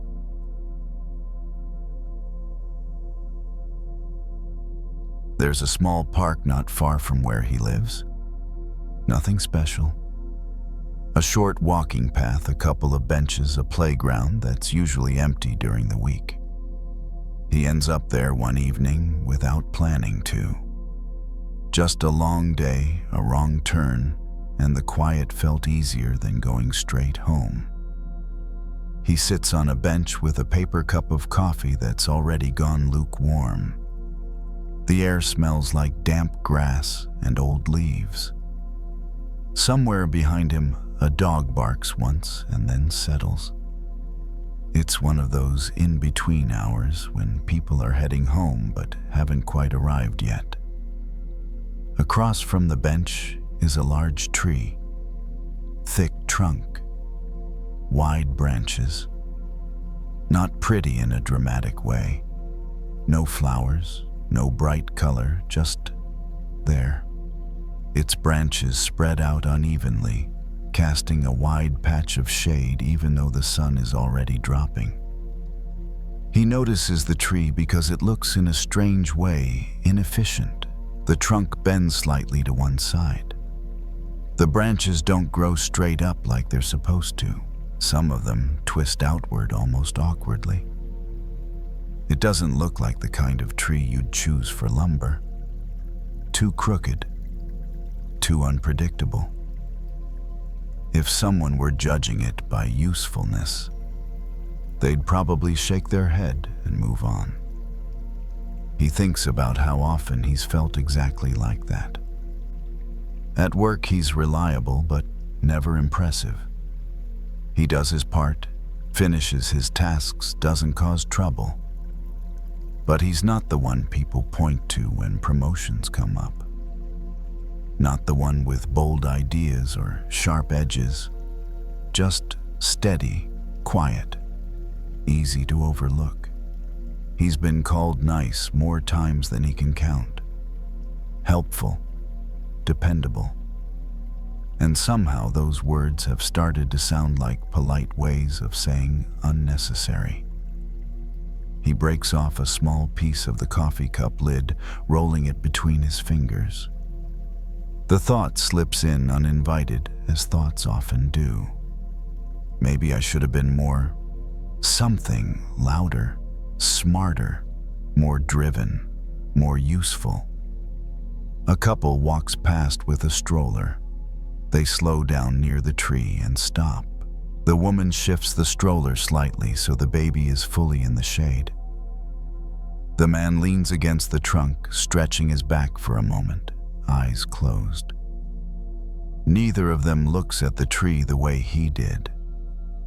They don't seem to evaluate it at all. They just use what's already there. The tree doesn't do anything dramatic. It doesn't try to impress them. It doesn't straighten itself or grow taller. It simply stands offering shade without asking who deserves it. He feels something loosen in his chest just a little. There's an old idea he once heard, maybe in a book, maybe from a friend, about a tree that was considered useless because its wood couldn't be cut into clean boards. Too twisted, too soft, too irregular. So it was left alone. And because it was left alone, it grew large, wide.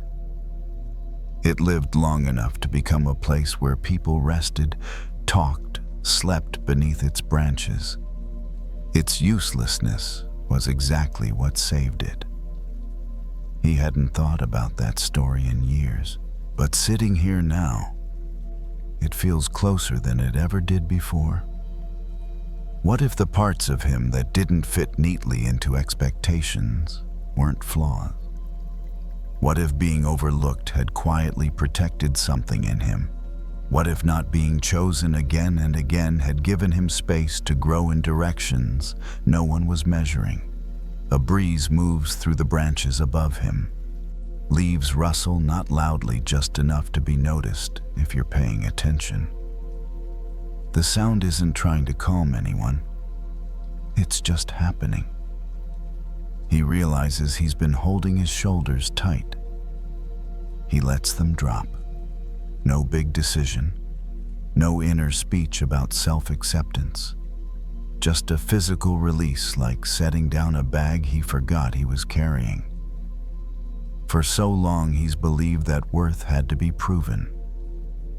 That value came from being picked, praised, needed in obvious ways.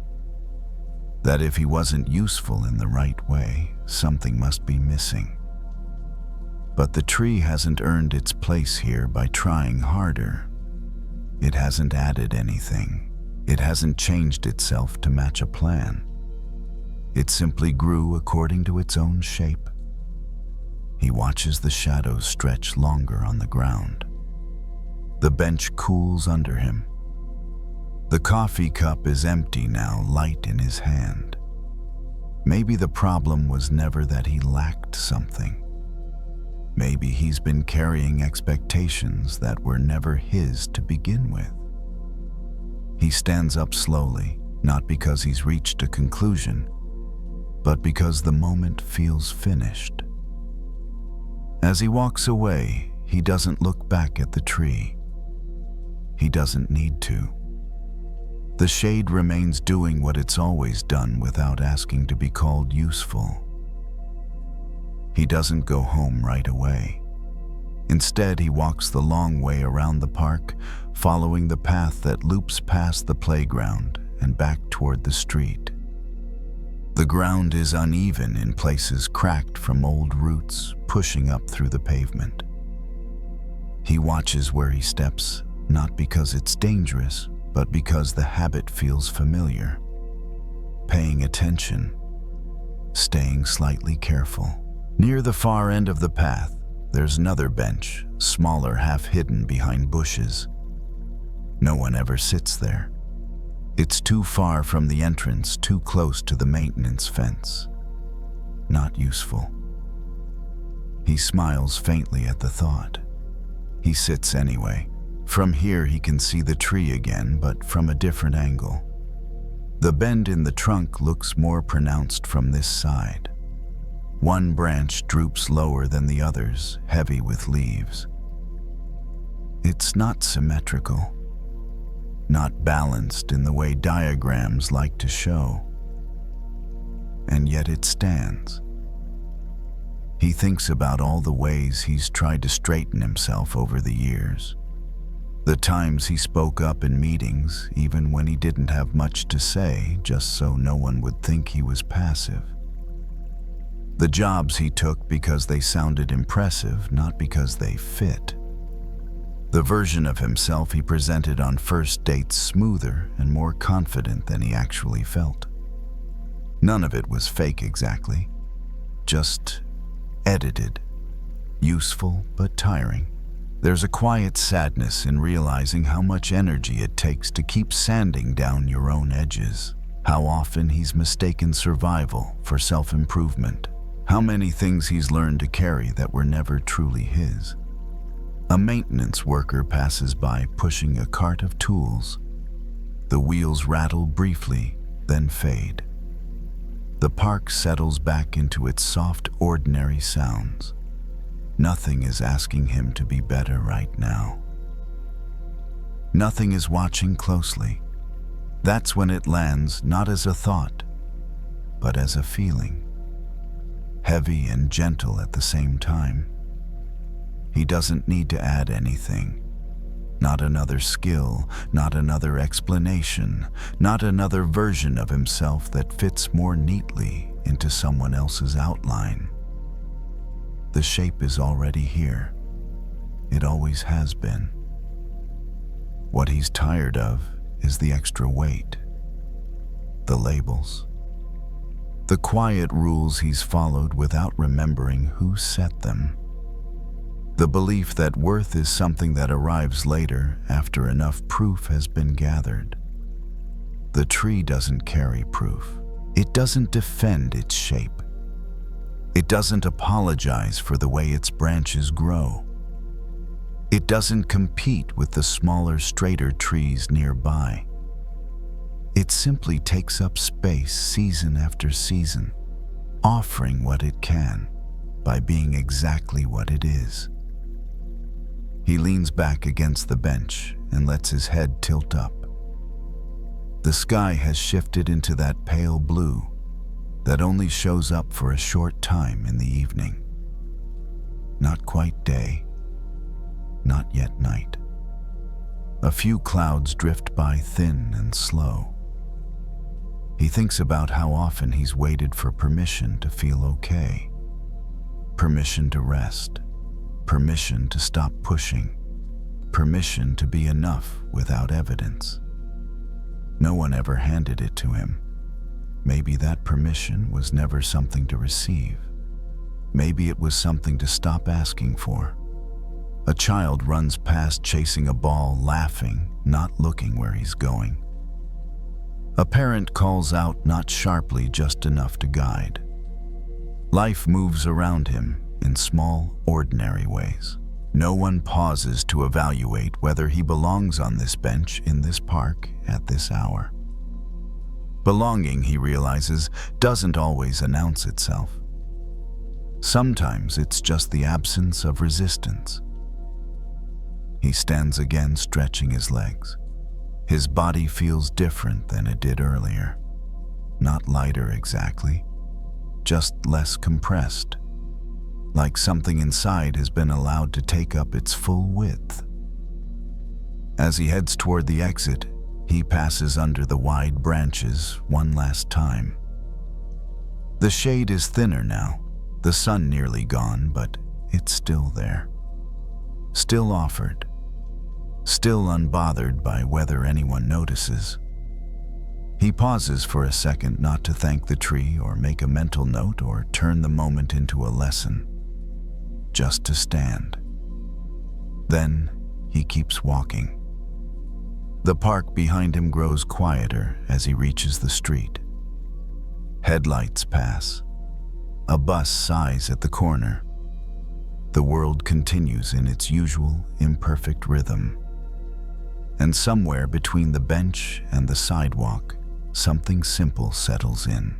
He doesn't need to become more. He only needs to stop carrying what isn't him.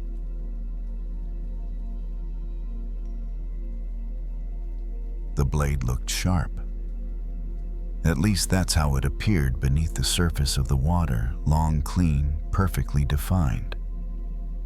It shimmered slightly as the water moved, catching light in a way that made it seem even more precise, more dangerous than it actually was.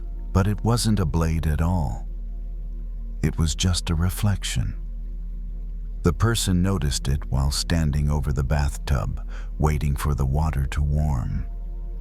Steam curled slowly upward, softening the edges of the room. The light above the mirror was dim, more yellow than white, turning everything gentler than it would be during the day. The reflection wavered as a drop of water fell from the faucet. The blade bent, fractured, then reformed. Still sharp, still convincing. There was a familiar feeling in the chest, tight alert. The kind of reaction that happens before thought. As if something dangerous had just appeared. Then the person smiled quietly, almost embarrassed. It wasn't real. That realization came easily here, because the eyes could see it clearly. The mind didn't need to argue. The danger dissolved the moment it was recognized as a trick of light and water. Not all illusions were so easy. Earlier in the evening, there had been a thought, just one, that had landed hard. A memory of something said long ago. A sentence replayed with perfect clarity. Each word sharp, each tone precise. The mind had carried it around like a weapon, turning it over, feeling its edge. That thought had cut deep. Or at least it felt like it had. The body had reacted the same way it always did.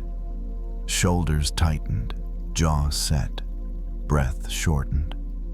The nervous system didn't pause to ask whether the danger was real.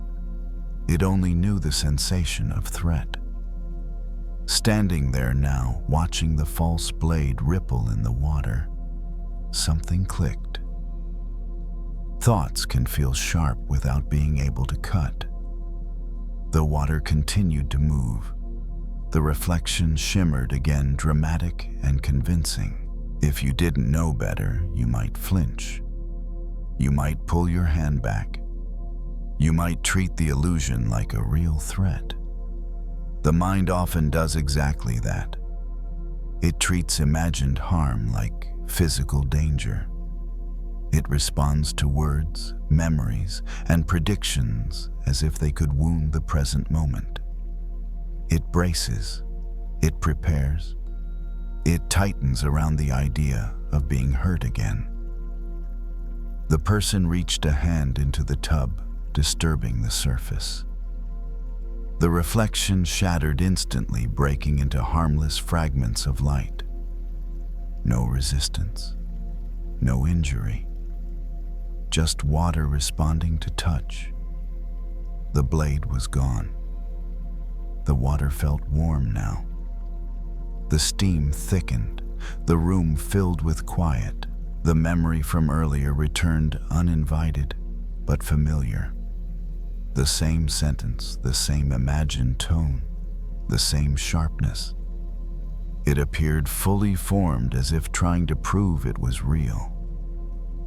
The body noticed the reaction before the story took over. The chest tightened. The stomach clenched slightly. The breath caught. There it is again. The person didn't push the thought away, didn't argue with it, didn't try to replace it with something positive. They just noticed the sensation of sharpness, the edge, the feeling of being cut. And then they noticed something else. There was no wound, no blood, no damage, no new injury happening now.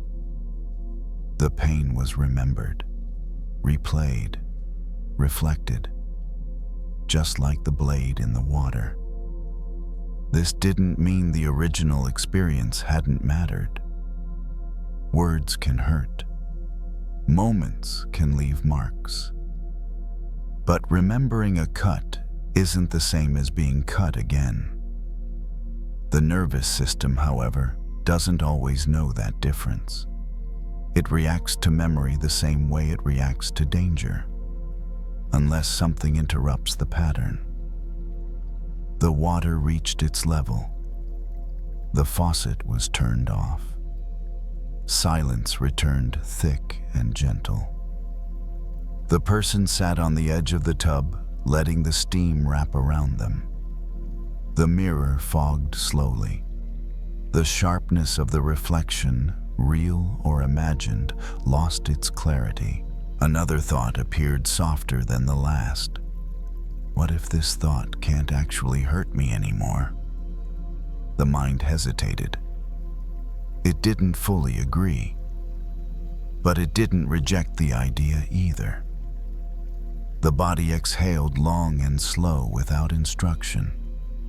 The shoulders dropped, the jaw unclenched.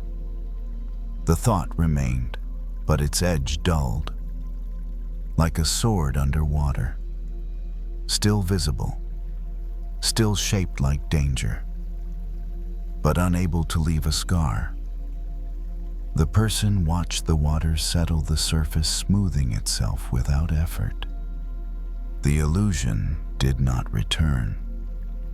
And for the first time that evening, the memory loosened its grip, not because it had been defeated, but because it had been seen for what it was. A reflection, not a blade. The water settled into stillness.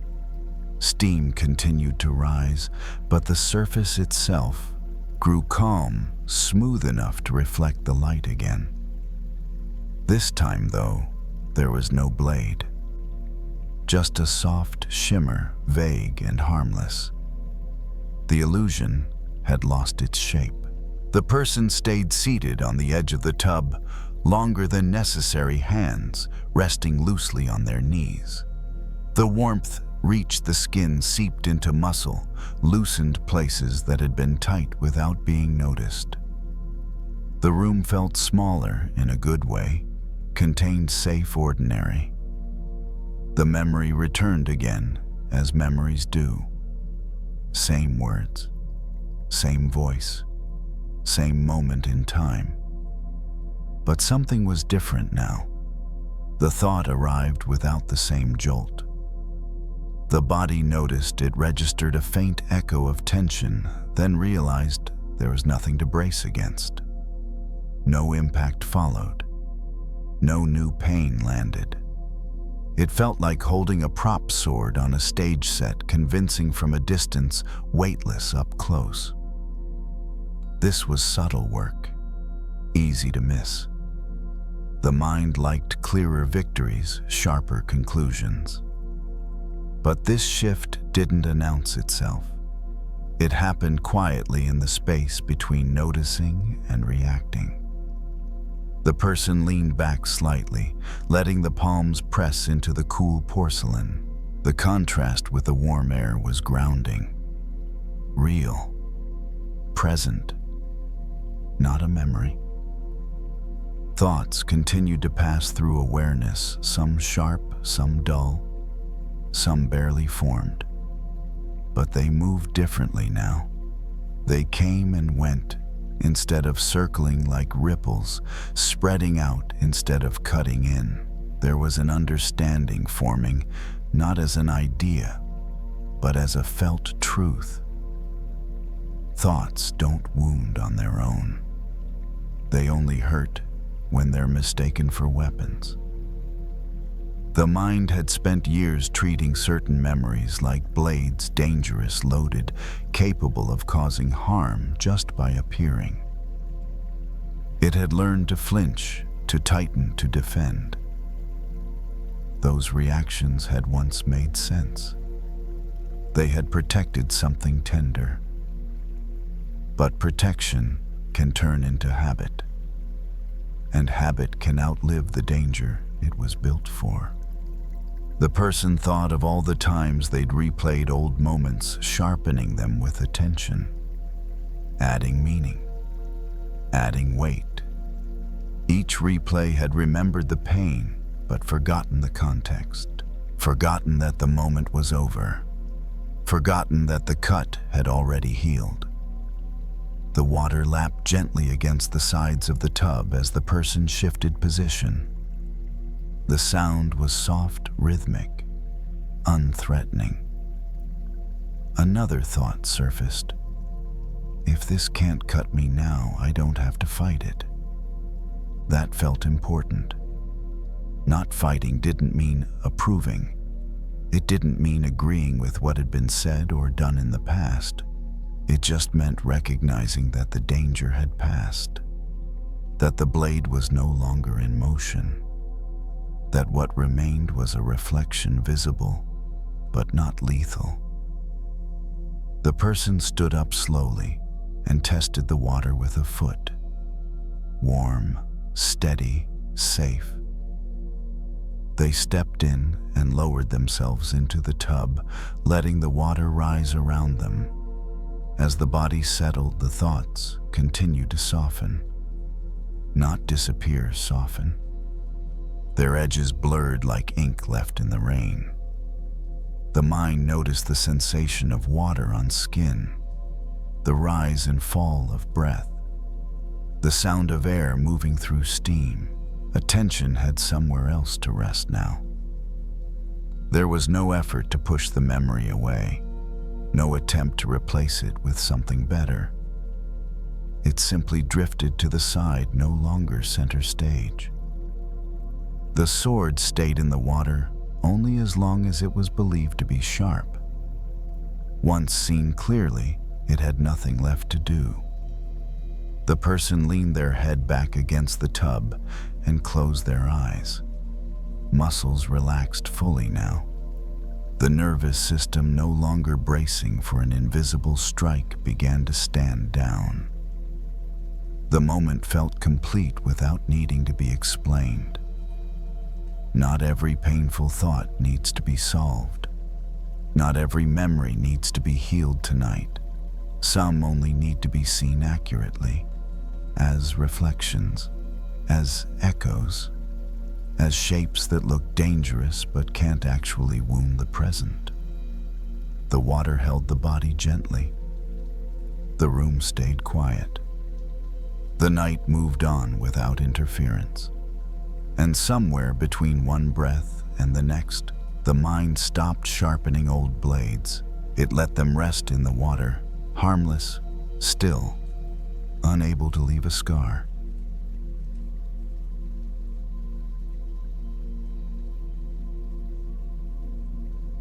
The stories are done. The lessons are learned. There is nothing left to do. If you found peace in this sanctuary tonight, you can return here whenever you wish. We will keep the fire lit for you. If you wish to support this channel, you may leave a gentle like or subscribe, so we can find each other again in the vast ocean of the internet. But now, as we move into the final space of rest, let's plant seeds of peace deep into your subconscious. Let go, drift, and let these truths become your own. My thoughts are settling like sediment in a glass of still water.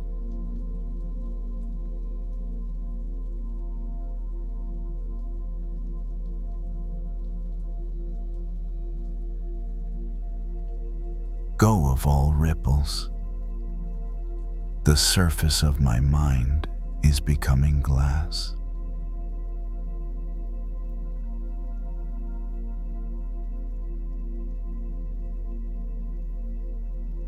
Like a river flows to the ocean, my worries flow away from me.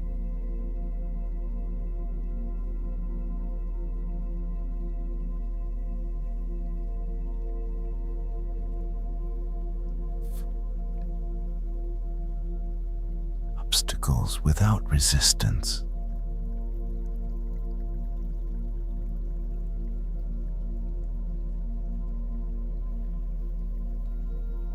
The waters of sleep are washing over my tired eyes.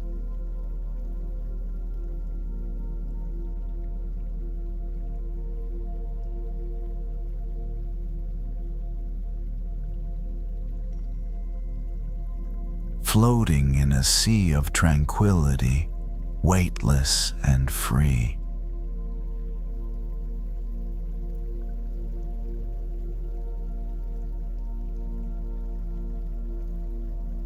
Breath is like the tide, flowing in and flowing out.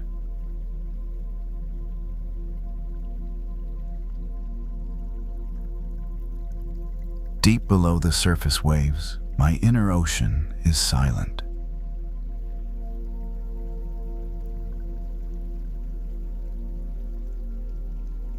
I release the day just as a leaf drifts down a stream.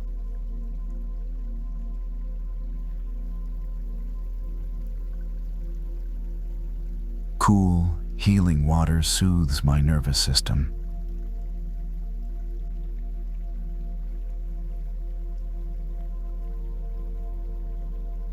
Merging into the velvet depths of rest.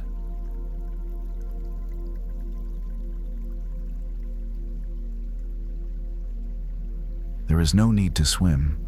I simply float.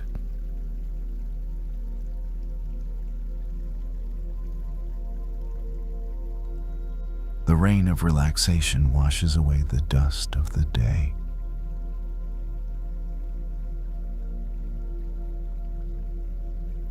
The rain of relaxation washes away the dust of the day.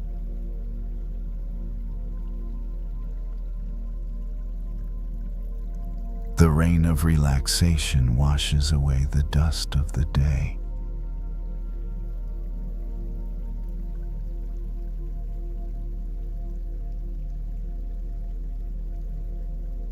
Clear, transparent, and still.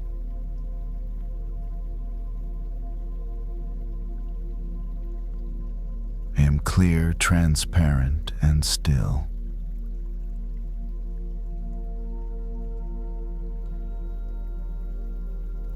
Transparent and still.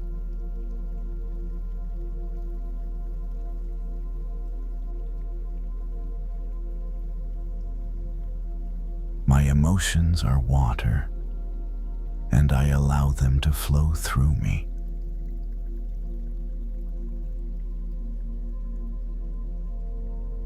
My emotions are water, and I allow them to flow through me.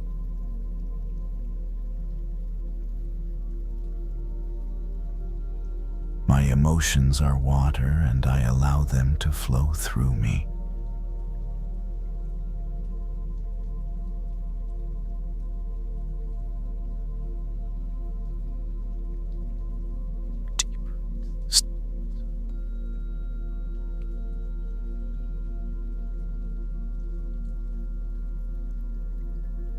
I sink deeper into the stillness of the underwater world.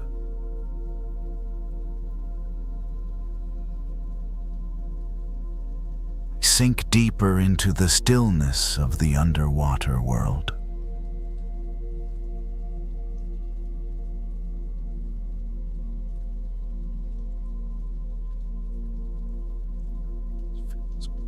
Water fills a cup.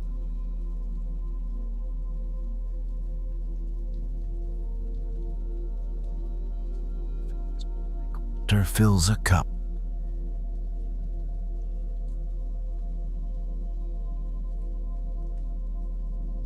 fills me like water fills a cup.